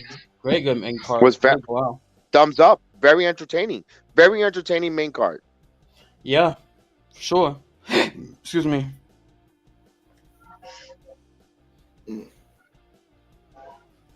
I'm really excited here to see what UFC. Every time we think UFC has reached a level of excellence, and we saw in 2021, we saw some good fights, and we like what 2022 is going to install. But 2022 has some good fights as well, some memorable cards, some memorable venues as well, from Madison Square Garden to France, to Fight Island, UFC. Once you think they might have gotten a plateau, they seem to take the bar and set it up at least a notch above expectation. I believe they had a good 2022 year in fights, guys. I know I know again I'm going to emphasize your year in review. I want to lead into that, but I thought UFC they did solid with the whole venue through up and down their cards from January to now December. It was phenomenal. Yeah, they had a solid year. It was very. Go ahead. I'm sorry, Dan. You go first. Okay. No, so it was a very solid year for the UFC. So overall, in terms of their cards, it was solid. It was. I mean, there were a lot of good, more good than bad. I mean, a lot of the fight they made, a lot of good fights were made, and also it was cool seeing them go to France for the first time, go to Singapore for the first time. Two nations they had never done before. France was like the last hurdle for MMA to be legalized, and they finally went to France to deliver great events. Then, of course, it was great. Great they came back to Orlando for us.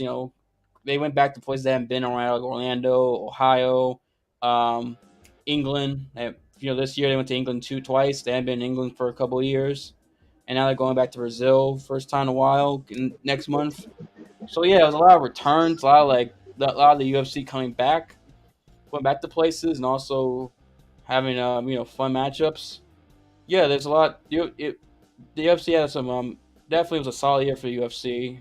A lot more highs than lows. There were some lows though, but that's another story for another time. Your thoughts, Chef Dan? Yeah, there was some highs, some lows. Certain fights got ended with injuries, so you never really know with certain people that ended up being pushed on, moved up, what it's gonna be. There's still certain mega fights that we're waiting for, certain stars to return. But overall, the UFC did with what it could, did with what it had, and was able to put on a good product. I'm more so looking forward to next year, though, because a lot more of the events are going to be held worldwide. They're going to be held outside of the United States, and those fans are more so notorious to get into the venue. And the fans, whether we know it or not, the fans a lot of the time affect the fighters and their performances. So I'm looking forward to that. But all in all, it was a great year for the UFC. It was. Thankfully, we got to be able to witness 2 weeks ago in Orlando, watch the fights in Orlando ourselves, being there in attendance. It was a good card. It was an entertaining card. Speedy recovery to our main man, Kevin Holland. Hopefully he recovers and gets back in the ring, back in the octagon. Excuse me. We would like to see him. He is very entertaining and Wonder Boy as well. So personally, for a personal comment, want to thank them because they entertained us there. That card was a really good card there in Orlando. We had fun. We had a really good time in that UFC card. And we're thankful that UFC returned to Orlando. Hopefully that's the first of many, not just in Orlando, but in the state of Florida. For personal reasons, of course, we live here. We would love to either travel or go to. I know when the boys went to the card in the Fort Lauderdale area, they went there as well. If they come close to the Florida Sunshine State, we will try to go there. We will try to go and visit or go partake and participate in those cards. At least the boys are, Austin and Anthony will go both themselves. We'll try to get them there. I know they would like to go. So personally, for personal reasons, we would love them to continue to come back to the state of Florida. And personally, I UFC never stops delivering. We appreciate that UFC with all the fights and all the fighters. You guys do a phenomenal job on the BX Sports Jedi Network covering it week after week, and we thank everybody, all the viewers that overwhelmingly give the success, who look forward to listening to their podcast of the breakdown of all the fights and the watch along here this year to close out this final card. It was a success. So I appreciate everybody that watch along and view it with us. A good card here. Let me ask this question. My final question will be to you guys: which Madison Square Garden card, this 2022 or 2021? Which one was more memorable? Which one did you like? Well, I'll go this year easily. Between the two of them. Chef Dan? Yeah, this year. I think last year had Izzy fighting where it was a decision. No, it was Kobe and Usman too. And Rose was on that card. Rose and Jamie Lee, and then you had Chandler Gaethje.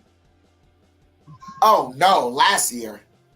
That's, to me, my favorite was last year's Madison Square Garden card, but this year delivered as well. But hopefully in 2023, if there's a Madison Square Garden, hopefully, we're financially blessed that we can send Chef Dan personally, man. We're praying. I'm trying hard. Chef Dan, I'm trying to get you in that one of those MSG cards, bro, so you could be there live in attendance, bro.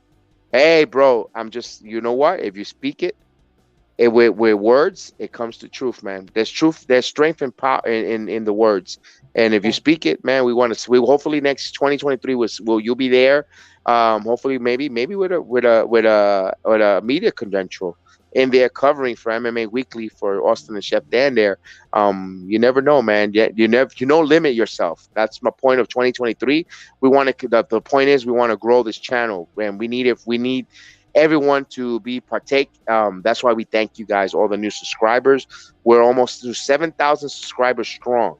When we started this about a year and a half ago, we never thought we were going to get to even 1,000 subscribers. Now we're on the cusp of 7,000 subscribers strong and growing. Help us grow, and hopefully we get some media connections. We can have Chef Dan in New York, Austin in Orlando, or in Vegas. Who knows, man?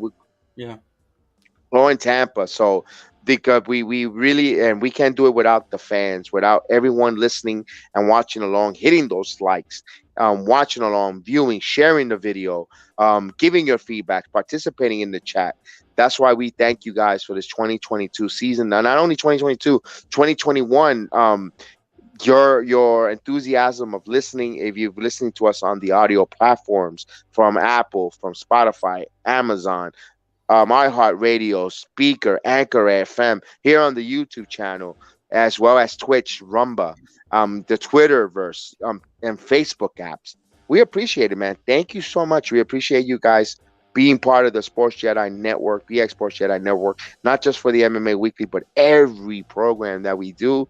You guys out there, and we appreciate, man. We really value you guys this year, and man, we want to help us grow, man. I want to listen. My thing is, I'm a 45-year-old man. That's fine. But these young men are under 25 years old, roughly.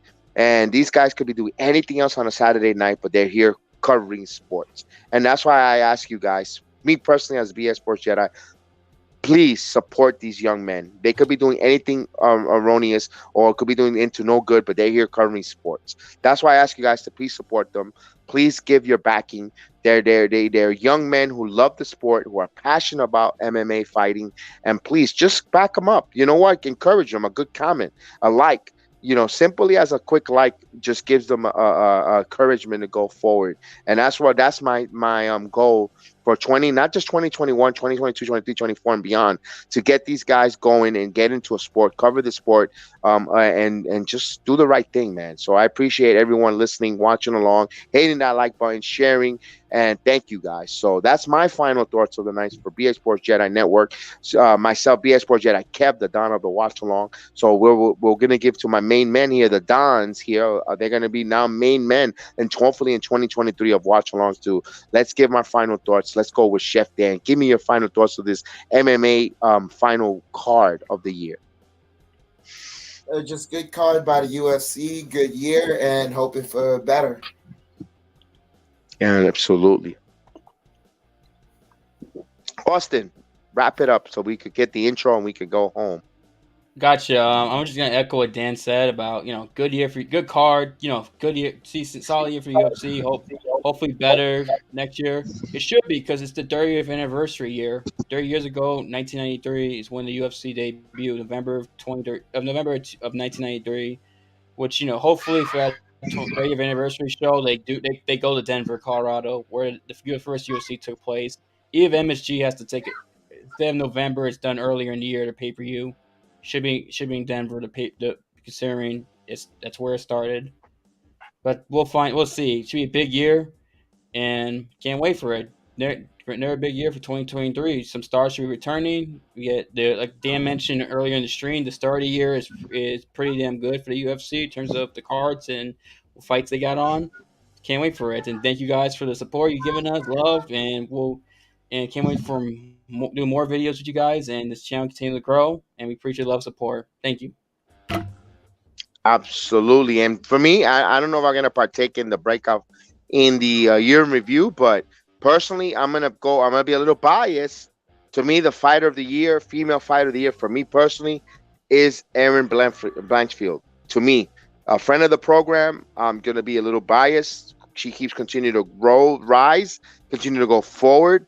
I'm just going to give you my thoughts on female fighter of the year for me, or just going to be totally biased. My total bias going forward here. I really think Erin Blanchfield will be fighting for a world title shortly in the upcoming 2023 season. I said at the end of the 2023-22, as we have the interview with her, I said, you know what? I think I could see you fighting for a world title. She goes, I might not be ready yet, but boy, she's been impressive. That's just me. I can't wait to see that going forward there. I can't wait to hear your guys' year in review, your thoughts of the fight of the year, male fight of the year, female fight of the year. I can't wait to hear that. So please hit that notification bell when the guys do their fights, or when they do their review of the year. You guys are there. We'll share it on either the audio or the video platform.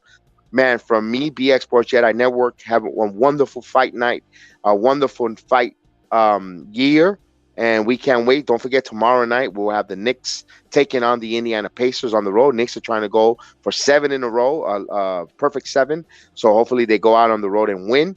And of course, good luck to the New York Giants, who will be playing those disgusting Commanders, and it's a playoff application game for the New York Giants. And the New York Jets take on they are on the road, and they got a big game against the Detroit Lions with Zach Wilson in center.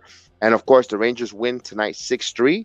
And the New York Yankees keep signing players, and the Mets keep adding more players. And who knows, we might be talking about a World Series in 2023 of a Subway Series. Yankees and Mets, man. We're excited. This is why we love to do sports. We could be doing anything on a Saturday night. We could be out there on a club doing who knows what, sniffing who knows what. But no, we're here doing sports. We're doing the right thing. We're doing the right and talking about sports and loving it. So, guys, thank you so much from BX Sports Jedi Network. Austin, Chef Dan, Austin, hit that intro. Let's get going. 2023 is on its way, baby.